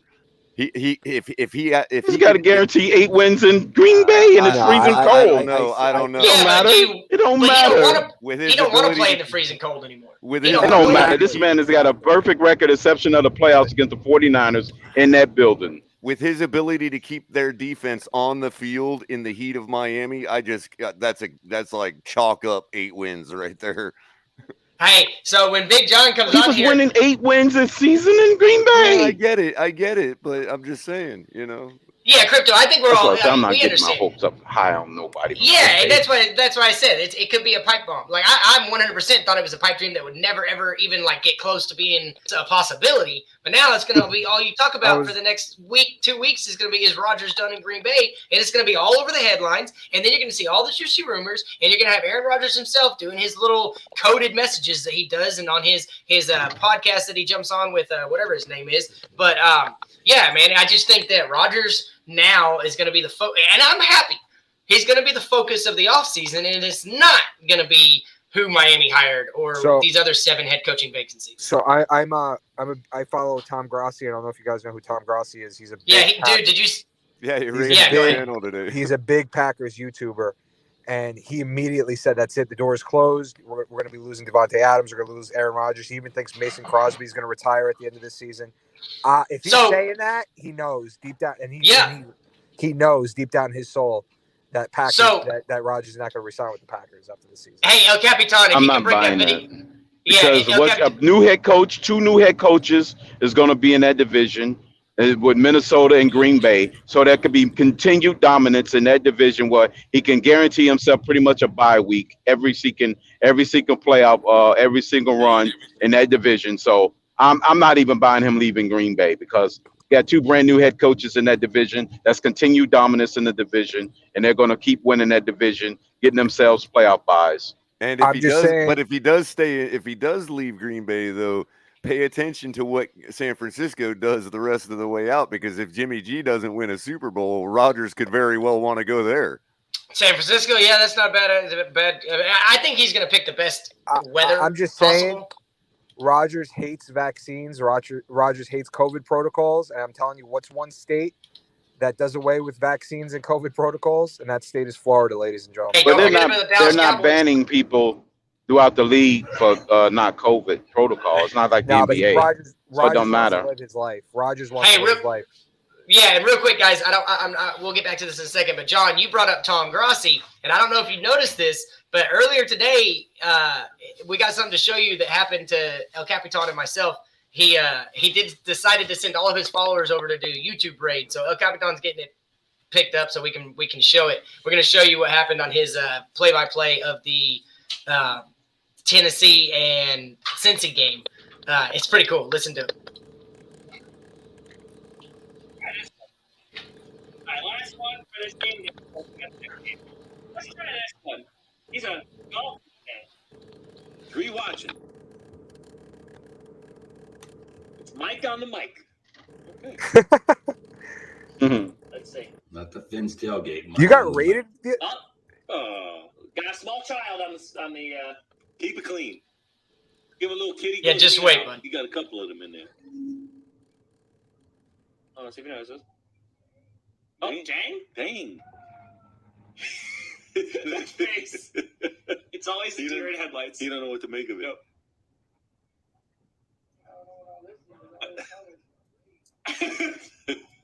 It's just a great insect killer. He must be saying he was a Rangers fan.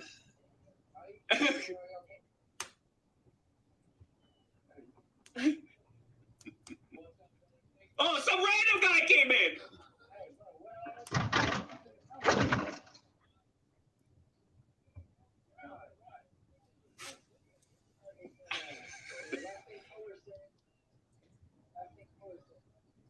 Caleb, what if I were step that? And this guy's like, no, it's not normal. Yo, this is great. He must have been babysitting.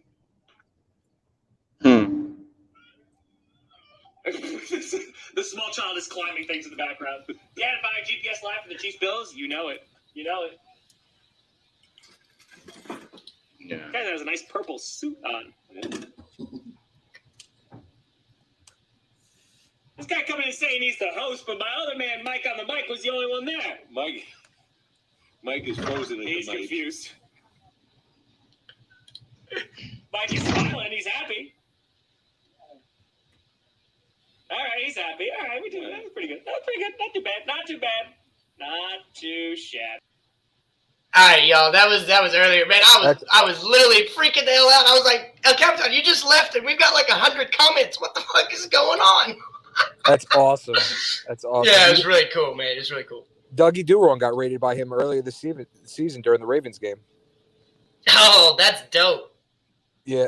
It was just really cool. And El Capitan just happened to step off right when it started to take a phone call. And so when he got back, I don't think he realized how many. I was like, dude, no, you got to understand. Like, the comments are going nuts. And I don't know if he really realized it, but then all of a sudden he started to catch on. And, it was pretty cool. Dude, that guy's got like 22,000 people live in the chat at one. Yeah, he has 245,000 followers. And at one point he had 8,000 people commenting on the Packers feed. And I couldn't even see my comment. It posted and it was gone. It's insane. What up, Big Pretty John? Cool. What up, bro? What's up, Big John? Come in and tell us why we're not getting A-Rod, man. I saw crypto on, bro. I said, wait a minute, bro. That black mother, I gotta jump on this bitch.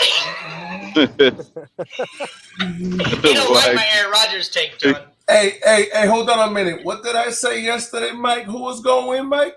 What did I say? San Fran. Okay. Yeah, so did you. So did Pamela. I mean, I trust you both. I told you I wanted San Fran to win, but it was going to give me a hard on if it happened.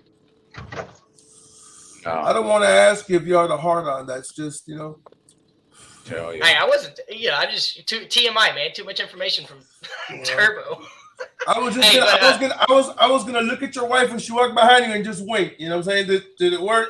Are we good? All right. Oh, that's funny. Hey, Big John, though, what you think? So I still think it's a pipe dream, but do you think Rodgers leaves Green Bay now? Yes, sir. Do you think he even considers Miami? No, Denver. Okay. Where you said Denver? Denver. Man, okay. I mean, I get that. I just think he's, Elway and Marino, same draft class. He's been obsessed with being considered better than Marino. I guess you go up there in Elway and win more than 2 championships, be good there. Think of it this way. It's either going to be Denver or San Fran. I think of it this way. He's been wanting to play for San Fran. He's a California boy. That's his dream team, is playing for San Fran. So yeah, I mean, he went to Cal College, too, so he was a Cal Bear. So, I mean, I get that. That's starting now. I think it was Kohler. But I think Kohler brought it up earlier, and it started to make a little bit more sense. Did you see the video, Big John? Did you see the video of Tom Grossi raiding us earlier today? Nah, but show me the rape again, bro. I missed it. All right, if you don't mind, panel, we're going to show it one more time for Big John. Yeah, go ahead. You're good. I can't believe I got crypto up here, boy. I am special today. Yeah. This is the second or third A little time troubling watching these playoffs, boy, I tell you. I thought you were going to say it's troubling watching me in the panel. I was about to kick you in the ass. Oh, shoot. All right, here's the video. All right, this one.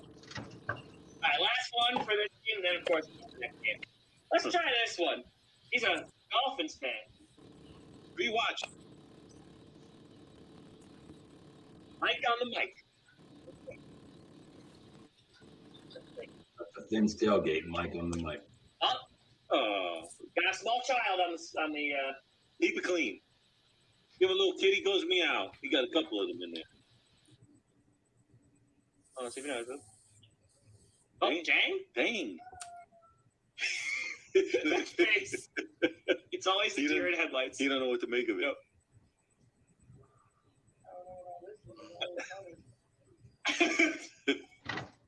Great insect killer. He must be saying, maybe it's a Raiders fan.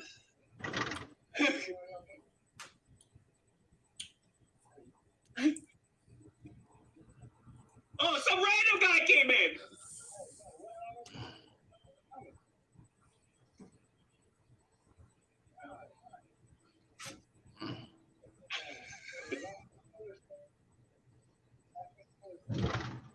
Caleb, what if I were step that? And this guy's like, no, it's not normal. He must have been babysitting.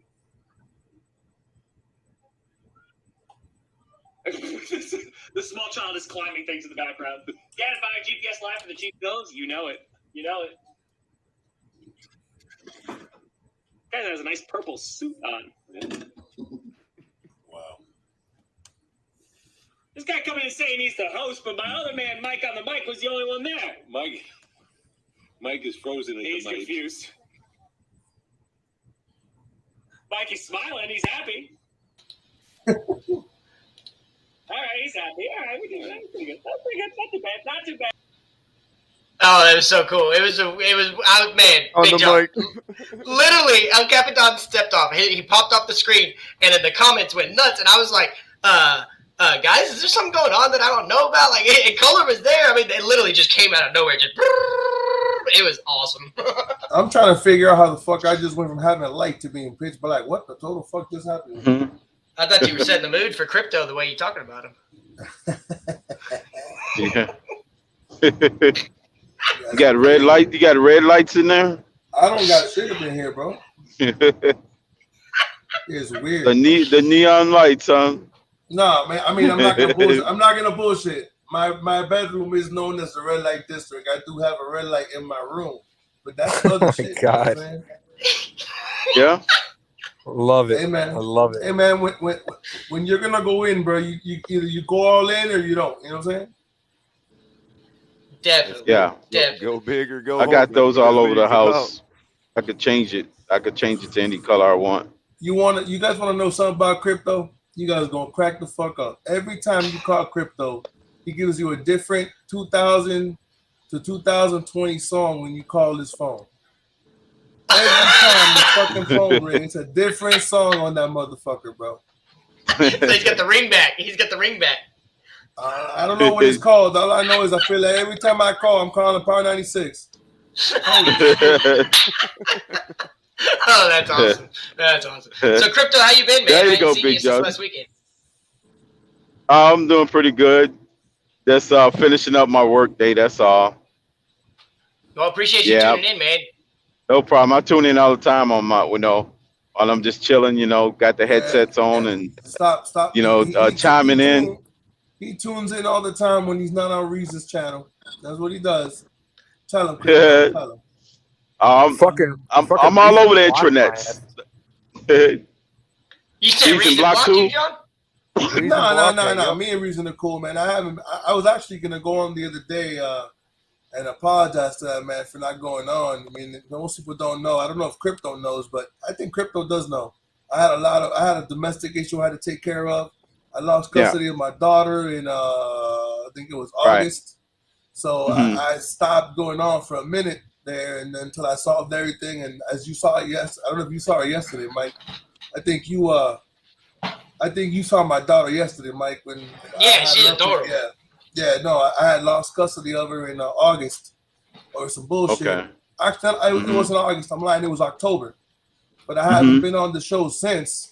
So I was gonna jump on and talk to Reason and them, but I haven't had a chance to because every time I, for some reason, happen to look at his channel, he's giving a tour breakdown on Tuesday, and I'm like, what the fuck? Like, is it an everyday thing? Goddamn. John Christolakis, why'd he block you?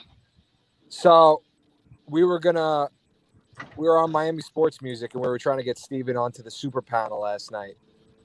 So me and Andrevius ended up spamming Dougie Do Wrong, Reason, and TD Finns Talk, and they all responded. They all jumped on the panel that morning, except Reason.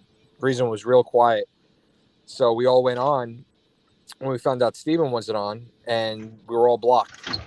So Oh wow.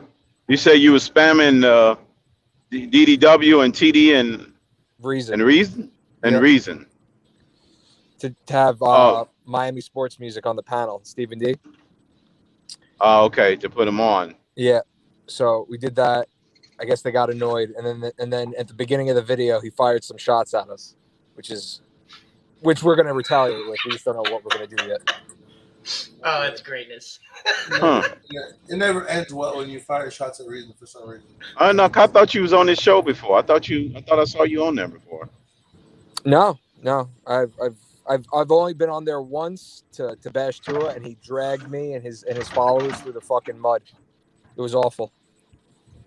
Which is weird because he had a very honest take about Tua last night on the panel. I was actually quite impressed with him. He did. I mean, I usually did disagree with everything he says, but he was like totally backpedaling last night. That's nothing new, Carter. You disagree with everything I say. I say about the same thing he does. No. Last night he was like almost like he was groveling to TD almost. It was that bad, man. It was that much of a backpedal. Like you wouldn't do that, Big John. Like you know what I mean? Like I don't know, man. Listen, if there's one person whose panel I've never been on to this day is TD. I respect TD. I love TD, but TD has a tendency for me. That man should have been a figure skater because he's been skating away from questions left and right whenever I ask him. Should have been a figure skater. That man sat there one time and I was listening to him and he got on Steven's show and I had to jump on because he sat there and said, Mac Jones broke Tua's records at Alabama. And I sat there and said, this man must be high. How are you going to break the record? Oh, what? Because Mac Jones completed 73% of 71? He threw for 56 touchdowns in his Alabama career. Tua threw for 98. Give me a fucking break. Okay, there is no way on God's green earth. And they played about the same amount of games. And Tua sat out fourth quarters. Okay? So let's not overdo it. At the end of the day, Mac Jones is not better than Tua. He plays on a better team with a better system and a running game and an offensive line and everything we want Tua to get. That hopefully they'll do it, but he's not better than Tua, and he can't escape pressure. And you know what? Tom Brady right now runs faster than Mac Jones is 40. Okay. Oh my goodness, that shot's fired. That's brutal. Man, Tom Brady, That's like not good if you get outrun by a 44-year-old guy. Yeah, well, and Tom Brady's the king of the sneak, and he finally got to like 100 yards in his career the last year in New England. But on Mac Jones on his 69th sneak. Oh yeah, that's his bread and butter there. 4th and 1. Oh, he was there. Nobody better. I mean, he always got it. It seemed like I can't remember if I ever has he ever not made a 4th and 1? That's what I'm saying. I can't remember him ever being stopped. Yeah. But I think only one time he was stopped his whole career. He's 97 for 98. Perfect. Oh yeah, it's pretty ingenious. But so Big John, you on the panel. I don't mean to do repetitive topics, but who you got? Tampa Bay or LA tomorrow? Tampa Bay. No. Wait. You mean the Rams game? I mean, yeah. Short. No, Rams. You got the Rams over front Bucks? 4. Oh yeah, they don't. Listen, bro. Tom Brady. Tampa has no offensive line. Brady, Tristan Wirfs, Jansen. Even if they do have an offensive line, Tom Brady hates pressure up the middle. Who do they have? Superman, the metahuman, Aaron Donald. Yeah. Aaron Donald. Yep. That's it. Yeah, and I think you're right because with Jansen being out, I think they put Aaron Donald in the middle and have Floyd and Miller on the outsides, and I think that right side of the line where Tristan Wirfs is gone too. No Christian They're about Wirfs. to get eaten up. They're Yeah, Tristan Wirfs out and Ryan They're Jansen. gonna knock Brady on his ass at least 8 times. I just don't get. I need to. That man needs to be drug tested for real. They need to stop drug testing Tua and start drug testing Aaron Donald. That man's like 5'11". He's like 5'11". What is he? 5'11", 6 feet tall. He's short. 6 feet. Mm-hmm. And he barely 6 feet. 290, something like that. Blowing motherfuckers up like they're not even there, dude. What up, Fins Up 74? Yeah, and then, and him being short like that. That's I don't Bruce remember how Banner. big Warren Sapp. Yeah, that's Bruce Banner that's 2.0. Funny. The Hulk. That's funny. But I remember when Warren Sapp was playing, and I don't remember how big he was, but what they both, for me, the similarities between the two, and that's why my comp is between those two is because of how the lower the leverage, the better. And they get underneath you and just up and move you. They were man movers. They were earth movers. And that's what Aaron Donald does. You cannot, when he gets his hands into your chest, there is no stopping him. And if he does a swim you move on you or he does a spin, God help you, because you're going to be left in the dust with your face mask in the dirt. Listen, man, I don't know what team it was. I can't remember the game. All I know is it was the funniest shit I ever seen in football. That man, the guy said Hut, Aaron Donald did some shit with, I think he was a swim move, but he pushed the center and knocked over the right guard and the right tackle. And it was like dominoes. He's like, wham, everybody whoop. And I'm like, holy fuck, like where'd everybody go? What He's wicked strong. Wicked strong. I didn't know Yeah, he was he's a 5'11". beast. I didn't know he was that short for the NFL. Yeah, The he's first short, dude. snap. Look at him. That first snap, I'm interested in how they going to protect. That's going to be the key to the whole game. That Crypto, first who you snap, I'm doubling? looking forward to. Who are you doubling on that line? It's going to be tough. But pick your poison. You got to do. Donald's got to be accounted for. Ain't no one guy's going to block him. So they can double Donald and then chip on Miller, but then that leaves Floyd, who's having a great season. I think y'all are right. I still won't bet That against front Brady. four is ridiculous. It's nasty. And then having one side of the field to throw to, because say what you want about Jalen Ramsey, he shuts down half the field. I mean, you can go at him, but you ain't going to get a touchdown or nothing, especially not with Mike Evans when they ain't got nobody on the other side. And, I mean, I mentioned Grayson and Gronkowski, but I just can't – I'm finding it hard to bet against Brady. Gronkowski is a shell of his former self. Oh, 100%. But he could still go 6 catches for 75 yards and 3 touchdowns because Brady knows exactly where he's going to be. Did you? Did you guys? It's gonna come out Monday. Did you guys catch a snippet of Antonio Brown? No, I haven't watched it. I haven't. He gave an interview since he got canned. You ever seen the show called The Athlete with Brandon Marshall? Yeah, I've seen it. He was on there.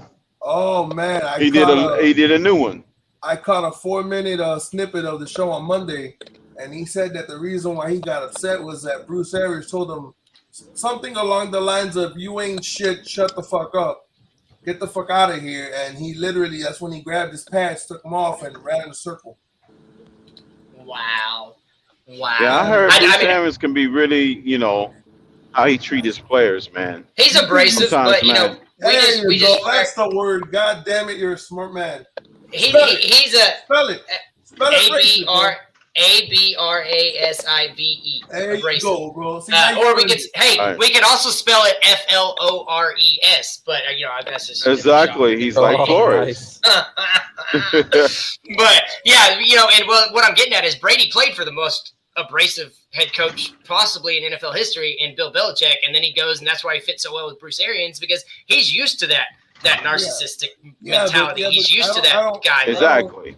I don't think Brady really gives a flying fuck about the coach, because at the end of the day, he was surrounded by Belichick for 20 years. It's proven and has been said and factual that Brady would walk by Belichick and Belichick wouldn't acknowledge Brady. I'm just thinking, he said, "Fuck you, you're giving me no weapons. Let me go over here where there's an abundance of riches, and I can bring Gronkowski. Gronkowski can stop sleeping at strip clubs and come win a championship with me."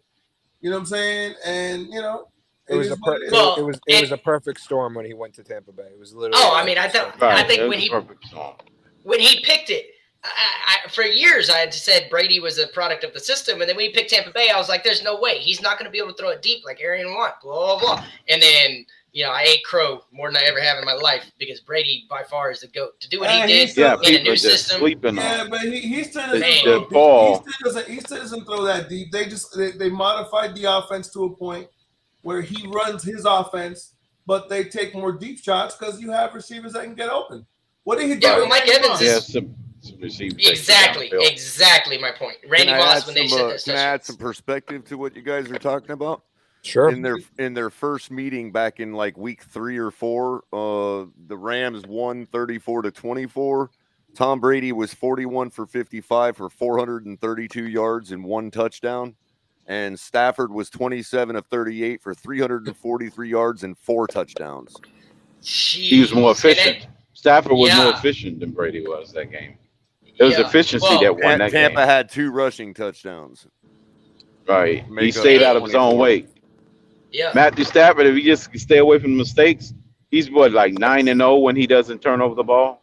Yeah, and he's 1-0 in the playoffs now. So, or not 1-0. He's Yep. 1 in whatever in the Yeah, playoffs. and It's all- Both had zero interceptions. Yeah, it's all going to come down to Matthew Right. Stafford and how efficient he is tomorrow. That's Well, and that was my If he can be efficient, they'll win going away.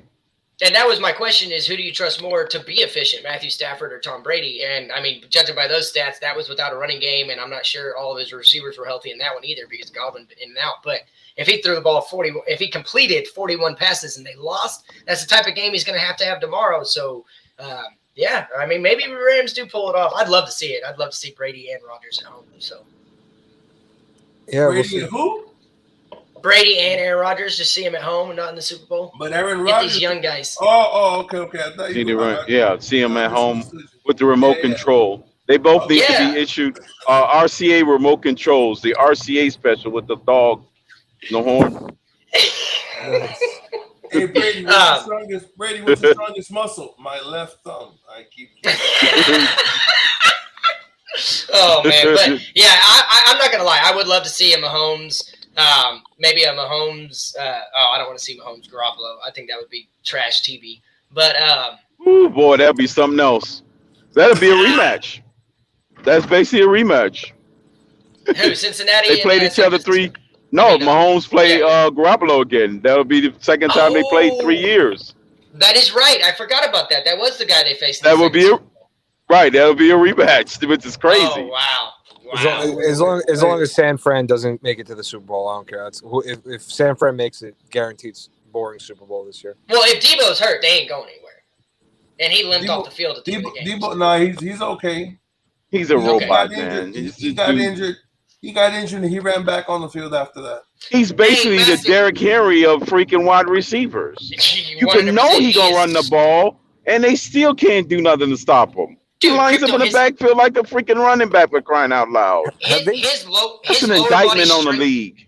Yeah, well, dude, but Debo is changing. Like him and AJ Brown are built similar, but Debo's lower half is stupid strong for his size. Like he has so much strength in the lower half of his body that it's really hard to get him off balance. Maston, thanks so much for jumping back in, bro. That's a Bills fan jumping back into on a Dolphins podcast, but he said Bills getting close to winning the Super Bowl. You know, we talked about that earlier, Maston. The weather's going to be nice, and you being a Bills fan, you think Josh Allen's going to be able to do it against a good team that's fully healthy in Mahomes and Tyreek Hill and Kelsey and Hardman and Clyde Edwards-Helaire? Allen's going to throw about 4 interceptions tomorrow. He goes down big time. You think so? Yeah. I'm sensing 4 picks from Josh. Yeah, because you wish you're gonna keep going against me, bro. You're gonna go broke. Anyway, you have to understand something. Yeah, the reason why me and Crypto say that is they don't have a running game to rely on. Everything is thrown. No, it is Josh Allen. Yeah. You're playing into KC's hands, bro. You don't want Honey Badger not having to think, and you're making them not have to think about you running the football. Right. Oh, Maston says Allen's never thrown 4 interceptions in a game. You don't have to. He's thrown 3. He's thrown 3. He's thrown 3. I do think that game. I said it earlier. I just think Mahomes is a man on the man. I think that Cincinnati game, when they lost it the way they did and he didn't get a chance, he's not going to let anybody else be the last person on that field if the game is close. He is going to win it, and I just think he's a man on the mission. And I'm going to say something real quick. If they play Cincinnati again, the ass whooping Cincinnati's going to take is going to suck, bro. Oh, that's funny. That's true. I agree with you, Burrow. They thinking about that game like, man, he had a chance to put them away. Tyreek Hill dropped that pass at the end of the half. It would have been like a 28-point game. And he caught that game, that pass. Yeah, well, and I'll tell you this: the way that game ended with I think it was 2 minutes and 20 seconds left, and the Cincinnati got to the 10-yard line, and they ran the rest of the clock out because of a penalty, but because they called back-to-back QB sneaks where he didn't score on the 1-yard line, and they ended up running all the time left. And Mahomes was left on the sideline, and he was pissed. And that's what I don't disagree with anything about that. If they face Cincy again, it's about to be an ass whooping because Mahomes is going to do dirt. Yeah, Okay. that's a Maston bad says- taste. They left a bad taste in their mouth. 'Cause Andy Reid had a chance to put them away, and he was pussyfooting around with the play Hold calling on. in that Hold second on. half. Maston, you see that comment up there? Circle the word if. Circle it. Circle the word if. Hey, If, but if, Chris, if. hey, Chris Jones, Nick Bolton in the linebacker core, Chris Jones on the defensive line. KC's got Tyrann Mathieu. They've got some studly defenders. By the way, Honey Allen has Badger the is a fourth ball highest career hawk. postseason. Yeah, Clyde Max- Edwards-Helaire, Darrell Williams. I mean, Maston, I don't want to hear about stats. Apparently, Tua had 4 games in a Yeah, row. I don't. If Stats don't mean a Tua, thing. You said if Tua? No. But we don't want to hear about stats because Tua's stats Tua's- never count. You know. Tua's the GOAT. Yeah. You know, and according to TD, TD says wins are not a QB stat, but Right, he did say that. But the quarterback has the ball in his hands the entire fucking game, but it doesn't count. You know? Hey, but you got Jimmy Garoppolo, Trent Yeah, he Dilfer, did. guys that have been to the Super Bowl, and they don't control the outcome of that game. Real quick, guys. So I went right to Kansas City's schedule this year to try to find a game where they just totally crap the bed like Buffalo did against Jacksonville, against that type of team. And what I found was actually pretty interesting. While Don't they be pissing don't, messed up. while They had a don't have- bad start to the Well- season, Color. Well, real quick, right? Well, real quick. While they don't have that type of game per se, they did lose 27-3 to the Titans, to and the they Titans. did lose to none other than the Buffalo Bills at Arrowhead, 38-20. So there's that. Okay. I don't put too much stock in that. Me neither, but I'm just saying, you know. Postseason and regular season are two. But they don't have two that different games. crap the bed against a bad team game like the Buffalo Bills did against the Jags. They don't have that. Are you talking anywhere on about their schedule. none of their losses was to a bad team? It was actually all and the it teams wasn't that was a right, playoff and team, it was or right, good and it ones. and it wasn't a bad like they only put up 3 points against the Titans, at Nissan Stadium, and they only put 7 against the Packers, but Packers only scored 13. Pardon me. Yeah. Caller. I have to. That was the Jordan Love game, wasn't it? I have to. No, I'm rebuttal. sorry, they beat the Packers. I'm sorry. Yeah, they beat them because Right. Jordan Love, right? Because Jordan Love was playing. Go ahead, John. Give me 1 second. Madison, do me a favor, since you like throwing up stats, okay? And you say not to mention Tua and Josh Allen in the same sentence. Go look at Tua's stats his first 20 games, and go look at Josh Allen and see that Tua has better stats in every single category. Nah, Big John. Okay? They did. I don't care what anybody says. The first Josh 22 Allen is was- better. He had a good He start. He is better, John. Big John. You're right. But the thing is that Josh Allen. They did an interview with Josh Allen, and they said they used computer technology to see that he wasn't using his hips, and once he started using his hips more, You talking about messed up his accuracy? Talking about turning his accuracy? Yes. Look. Yeah, because his first year, Look. ungodly. Look. Fuck his hips.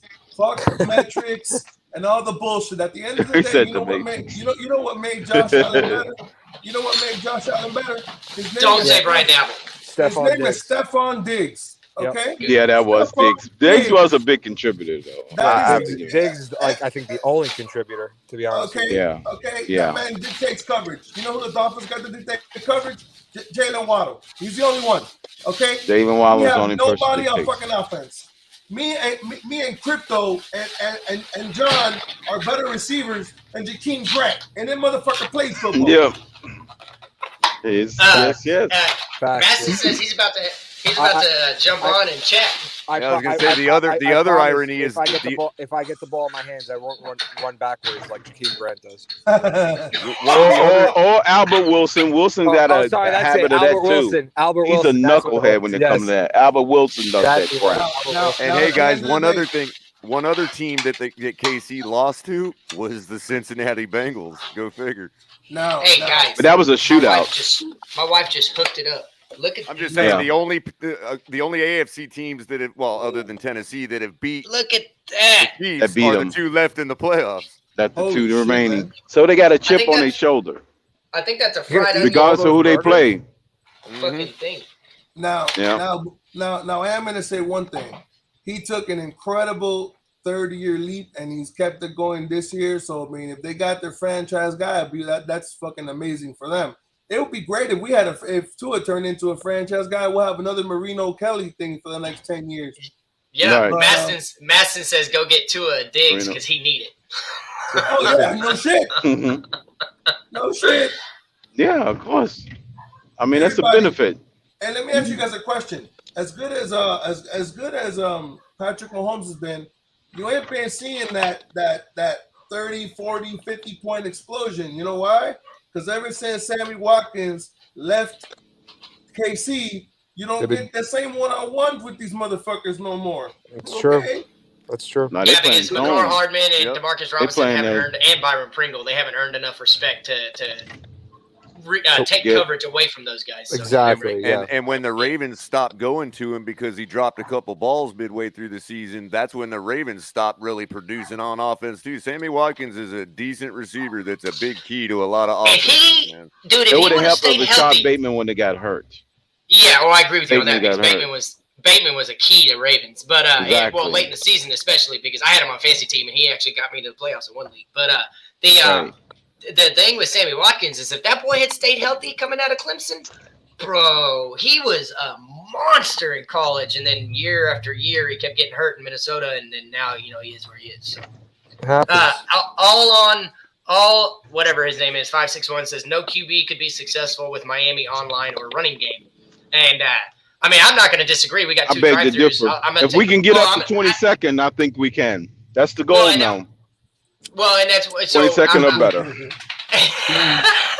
Can we get to 22? Yeah, 22nd or better is the goal. Oh man, my voice is going out. Man, that's funny. But the only reason I argue against that stat is because you got a guy that's in the playoffs who got sacked the second most times, and the guy that he just beat got sacked the most times in the NFL. And I know Tua didn't have a lot of time behind the line, and I get that. That factors into it, his release time being 2.3 seconds or 2.4, whatever it was. But at the same time, Green Bay did it without a running game for a long time with Aaron Rodgers and a bad O-line, and a lot of that O-line usually gets hurt in Green Bay. And then Tom Brady, I mean, he always had no line, but he didn't really have the running game ever. Aaron Right, he Rodgers- never did. Aaron Rodgers always had receivers, bro. Go back and look at his receiving corps. Yeah, Who, Aaron Yeah, he had good receivers. No, he made the receivers. He made Jordy Nelson. He Some made of them Randall did, Cobb. yeah. He hasn't Cobb. made Devontae Adams. I think Devontae Adams is great, but he Jennings. made Marquez Jennings. Valdez-Scantling, Alan Lazard. Go back in the back. Greg Jennings. You can go Jennings back. and Jones. I agree with what you're saying, but at the same time, if you look at what we're comparing, bro. Jordy Nelson on his worst day in his retirement bed while eating a sandwich is better than any receiver on the Dolphins right now, except for Jalen Waddle. Except Waddle. No, I mean I don't disagree, but I'll yeah. say this: I'm gonna argue. You should have brought somebody else up because I'm gonna argue. Jordy Nelson was absolute trash when he went to the Raiders. That dude could not get on the field. Yeah, or when he stay went on. to the Raiders, yeah. Speaking into He was existence, a shell of his former self. Aaron Rodgers. Yeah, well, and I think it's because Aaron Devontae Rodgers. Adams to Miami. That's all I'm saying. Okay, and I want to ask this question, and I'm gonna spend about 10, 15 more minutes. My wife just brought us food home, and I'm gonna be sleeping on the couch if I don't go spend some time with her. But I've been on for about 2 hours at this point. Yeah, y'all know I ain't sleeping on no couch. Be prepared to sleep on the couch. He's gonna be wearing the cowboy hat, butt naked, walking around the house like Varsity Blues. Tweeter, I am Tweeter. No, that's her favorite, one of her favorite sports movies, and that's her favorite character. You're right on, Big John. That might. By the way, guys, A-Rod looks dejected in his press conference. Okay, Don't worry. Don't worry about ask sleeping on the couch. You can sleep on the Dolphins' couch. You were all comfortable with it. So I do have a question for the panel, and I'll start with Kohler, and we'll go around that way. So it'll be Kohler, Christolakis, Crypto, and then Big John.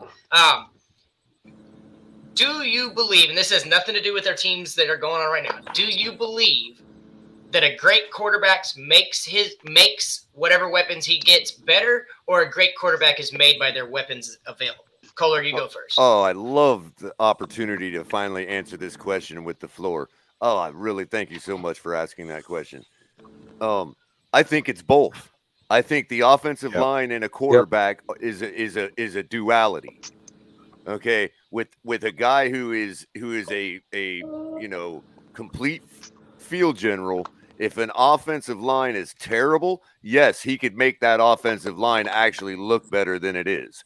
If a quarterback is less than stellar, then yes, a Hall of Fame offensive line could absolutely mask problems and make that quarterback a top 15, even a top 10 quarterback. So it's really a duality, and I have a hard time when both sides, one throws out the historically bad O-line and the other one throws out the quarterback can actually make that better. And I agree with both in that case, but I really believe that a lot of it has to do with, in our particular case, being 32nd ranked.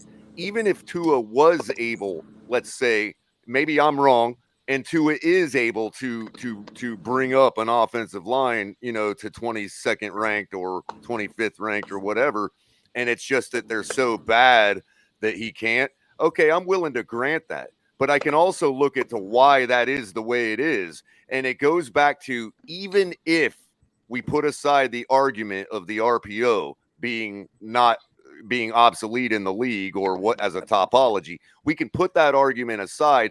That is what we're running. And to me, it's no different than if the Colorado Rockies or the Arizona Diamondbacks were to go out and draft a bunch and stack their bullpen heavy with curveballers. That's just not what you do to take advantage of your city's climate. You know what I mean? Mm-hmm. We need to be running the ball with a standard style offense, pounding it down those defenses' throats with an above average quarterback that could take over the game if he had to. Let's say if you got an exceptional defense on your opponent and they bring in the good, let's say it's not as sunny a day, later in the winter, and also to play out on the road, you know what I mean? But mainly in Miami, if you've got a bruising run game and the defense we have, then you're going to guarantee yourself 8 wins, even with an average quarterback. And we proved that with Bob Greasy. We got 17 wins. You know what I mean? So hell, Earl Morrall we've got to start using our climate to our advantage. This is stupid. And they used to do that. We're running an offense that puts our offensive linemen in a situation where they get slowed down because they're gassed by the end of the second quarter. You know what I mean? It's just not a system to be running in Miami, even if you think that even if I agree that it's an okay system to run and win with in the NFL, it's not the system for Miami.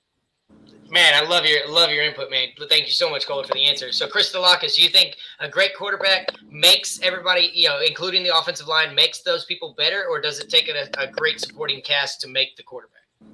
Well, I'm going to go with what Color said. I think it definitely is a duality. Depending upon the situation. The one joke that I had running for many years during the Belichick era with Brady was that Belichick would go to Walmart and pick up the bag boy and make him a wide receiver that day, and then Brady would just electrify his wide receivers into having the rest of the league thinking these are great wide receivers when they really weren't. Exactly. Shipping them off the next season for draft picks, and it was just comical. Crazy. So, just to go with what Color said, no, there definitely is a duality to it. But like I said, you look at what Tua is doing with the offensive line, and I'll give him credit for that. He does make our offensive line look better. That's one of his traits that he does bring to this team, even though the offensive line is total dog shit. But with great quarterbacks, like I said, yeah, there is a duality. Cool. What about you, Crypto? Yeah, I have to second what Cutler and John said.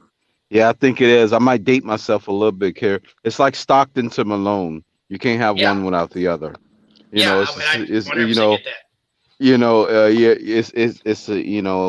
a dual thing where, like I said, it's the 22nd through the 32nd is probably only separated by only a fractions of a seconds that they're giving their quarterback to throw the football.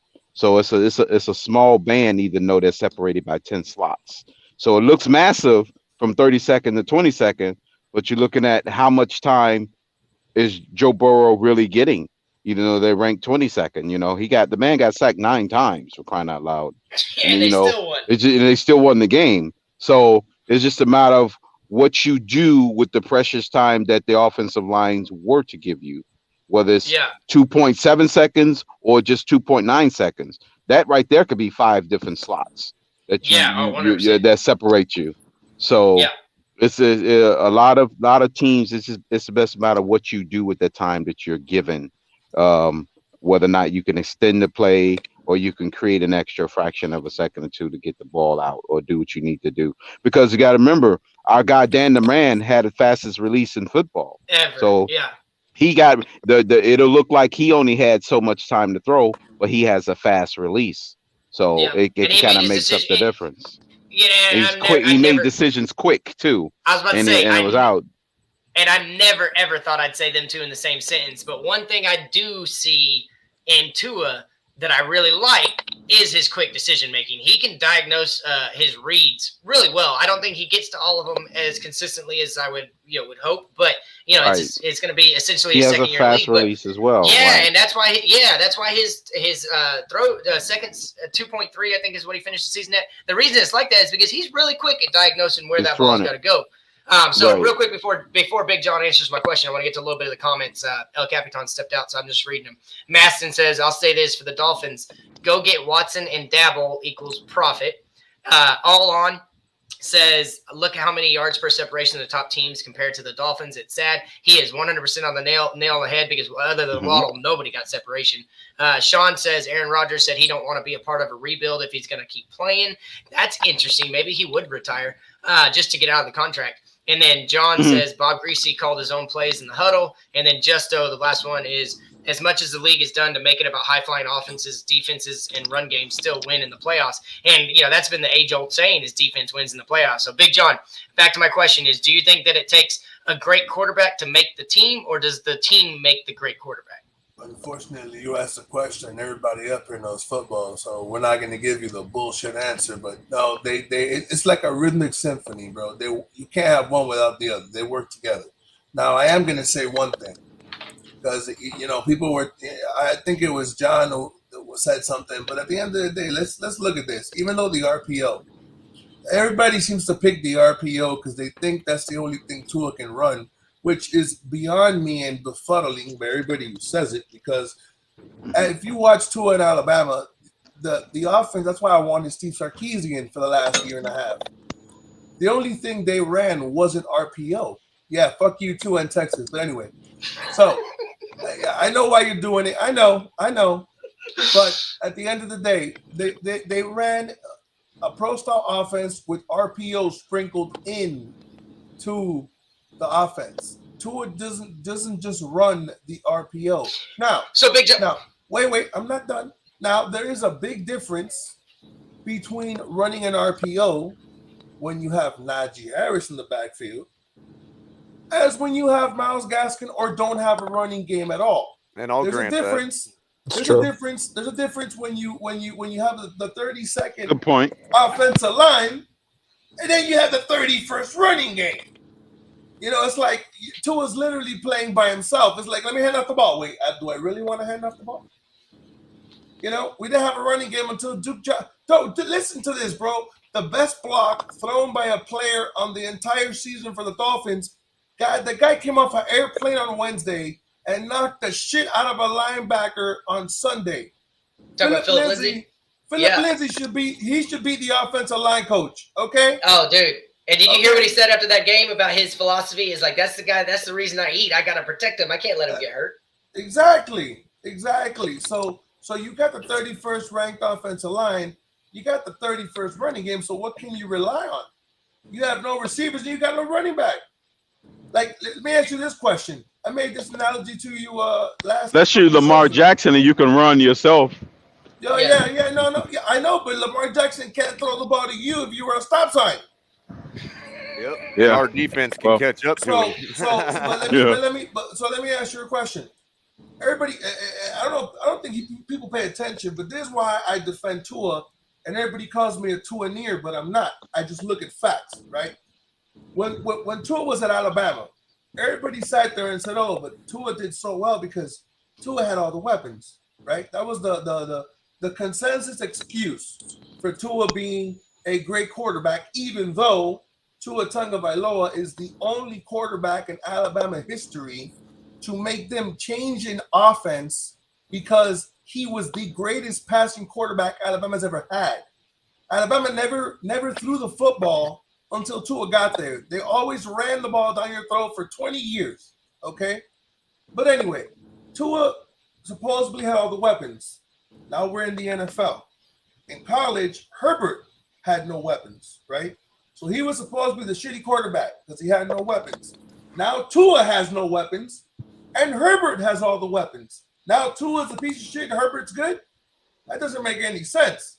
So if what Tua needs is weapons, give Tua weapons, and then we'll see who's better. Hey, I will grant you one thing on that, John, about the RPO. Just to answer that real quick, that one little tidbit.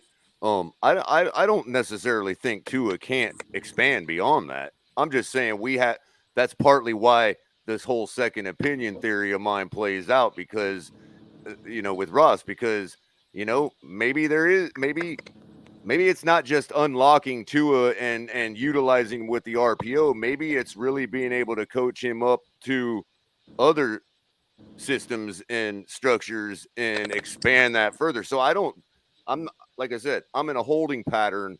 I'm just on the other side of believe than you are. You know what I mean? That's all. No, John. But I agree with you. But at the end of the day, the reason why I believe is because I've seen it. It's not that we haven't seen Tua. And that's the difference. The difference is that we've seen Tua do it. It's not like Tua has never done it, and we're praying to God he does it. But Big John, we've seen Tua do it. There's a big asterisk to this whole conversation, and it's his injury. Is his injury going to resurface? Did you think that his injury? Did you see basically a regression after Tua? Because I hadn't followed Tua in Alabama. So real quick, that's why I don't actually. He never played another game. Well, real quick, he never played another game after the injury. But that's also why I don't pile on the joke about him playing golf, because, and when I say I'm Tua's golf instructor, I'm actually giving him credit for that, because if he was actually playing, taking golf swings in his off time, because that's what his trainer told him to do to get flexibility in his hip, that's what you need to. That's actually a perfect. I mean, yeah, you know what I mean. So Kohler. I want that hip rotation back. You know what I mean? Exactly. So I brought this up. If that's what's holding him, I brought this up with hypertherapy a week ago, I think. That I agree the worst run game and O-line is recipe for way worse record than we have. I agree with you. So here's the reason I asked you all this question. And it wasn't because I knew what answer was coming. It was, and I don't care about the duality. Y'all are all right. But the argument against Tua has been he hasn't had any weapons. But he made people last season into names that Miami people know now as I just forgot his name. The guy that caught the pass down in Tennessee game down the right side of the line. Last year when he played with, Big John always likes to say he played more games with Jakeem Grant than he has Devontae Parker. And the guys last year that we got to 10-6 because him and Fitzpatrick made those guys better. And Tua, when he started playing more, he got those guys involved, and he didn't focus on one guy, and it wasn't, this guy's my stud, I'm going to get the ball to him. He just passed, and that's what I was mentioning earlier about his decision making, his picking of the read that he is trusting in each play. It's so quick. So my point was, by the way, you're talking about Matt Collins. Yes, Matt Collins. Thank you. I knew I couldn't remember his name. He's one of my favorite guys on the team. His hair is unbelievable. But my point is that the people that are saying Tua can't be great are the same people that are saying, well, Tom Brady made everybody else great. But they can only name 2 or 3 receivers, Deion Branch, Randy Moss, and now in Tampa Bay. But you can't name Julian Edelman. He made Julian Edelman, obviously. Edelman's been shit since he's left. Wes Welker didn't do shit in Miami, and he became a superstar in New England, went to Denver, didn't even really do much. So if the people are going to sit here and argue that Tua can't be great, but then they consider these other guys great, well, Tua did it last year with nobody, just like Tom Brady has had nobody for the majority of his career, and he got them to 10-6 and a game away from the playoffs. And granted, I know a lot of the Tua haters are going to say, well, Ryan Fitzpatrick started most of those games. Tua played the most important games of the season that year, and yeah, they did bring Ryan Fitzpatrick in the fourth quarter sometimes. I get all that. I found myself in the middle of the road on Tua because you just said it. Justin Herbert in college had freaking nobody, and then he got to the pros and he's got everybody. Tua had everybody in college, got to the pros, and now he's playing with a bunch of nobodies. So you can't sit here and argue in one sentence that Justin Herbert is better than Tua and then sit here on the other side and say that Tua is not as good as Justin Herbert, because it's completely different situations. And the fact that Herbert's still sitting at home, granted it was because of Brandon Staley making that timeout call, but the fact that Herbert's still sitting at home with the weapons he has, as Big John likes to say, 11 Pro Bowlers on that team, and he's still sitting at home, and Tua was one game away from being in the playoffs if he had beaten Tennessee with the weapons we don't have. I think a lot. I think the reason this all came up for me, and the reason I asked this question, is I really wanted people to understand that when you go and you want to talk about Tua, you cannot, and I did this in the beginning. Big John knows I did in the beginning when I started coming on here. I nitpicked about the throws he didn't make. I nitpicked about, okay, well, he only made this many good throws in his career. But I had lost sight of the fact that, man, the situation he was put into, and if what we're hearing about Flores is true, this kid needs another chance, which is why I am okay if we go with Tua next year, and I'll support him just like I have every other Miami Dolphin quarterback. I still talk my trash about him. But really quick, that was why I asked this, because I feel like the people that are hating on Tua are just refusing to take in the good and realize that he's not that far off from the other guys. He just maybe doesn't have that big of an arm as Herbert, but nobody's got Herbert's arm. Maybe he doesn't have the gun that Burrow has, but it's looking like Burrow's pretty special too. So maybe Tua has the special qualities that people aren't realizing, and that they're not exciting enough for them. So that's why they're hating on Tua so much. And really quick, get some of these comments. Brady had the best O-line coach this century and a top 15 run game yearly. Josh Lugo says Waddle would have a better season if he was used to his full potential. How many deep throws he received this season? He was even calling for the ball. I agree with you on that. I think our college coordinators had a big issue with that. Just to add to that comment, we're using Jalen Waddle like Jarvis Landry, and we're going to waste this kid's potential, and we can't have that. Yeah. Oh, I agree with you 100%. I think a good offensive coordinator can change that. Masson says, and he's a Bills fan. But you know why that happened? That happened because Waddle was supposed to be in the slot going one-on-one with the team's third corner, because it was supposed to be, okay? Devontae Parker, Will Fuller. Devontae Parker, Will Fuller, Gesicki, and Waddle. And when you take out Will Fuller, who is, to me, if he plays on the field, he's right under Stephon Diggs, because they may not be the same caliber of receiver in your eyes when you hear the name, but Will Fuller can run every route. As good. He's a deep ball specialist. He's a true Z receiver. And you have to dictate coverage and double cover him, which means you can't blitz Tua. You got to count for the speed. Yeah. You're going to have somebody over the top of Fuller, and then you're going to have somebody watching the middle for Waddle. If he gets past his guy, you're basically having to double both of them when they get to certain points in their routes. Real quick, Masson. That's what made Alabama so effective, because they had like a plethora of receivers that was like that. Dude, you remember? I thought about this the other day. LSU and Alabama, and this is a question I'll ask next week. This will be the first thing I bring up next week, is which one has had the better trio of receivers along the year, or duo of receivers along the year? Because I feel like both of them at any given time, they got three studs. LSU, I think so too. Odell Beckham, Jarvis Landry was a phenomenal season, but dude, they had Alabama's pretty close. Alabama's got about 4 or 5. Yeah. So, but collectively, says, Alabama would be.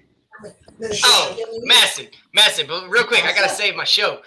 First of all, you said I really can't believe what I'm hearing. Some guys are just good college QBs and not good NFL QBs. Damn, even Tebow got a playoff win. And I'll tell you, one of the most arguably greatest college quarterbacks of all time was the dude in Nebraska. I always forget my names when I want to talk about him. But he was a guy that was phenomenal run the option at Nebraska when he went to the pros. He was absolutely Eric Crouch. So I agree with you. There are some college quarterbacks that are great. Major Applewhite for Texas was phenomenal, except he wasn't ever going to do anything in the pros. Colt McCoy, phenomenal Texas quarterback, not going to do anything in the pros.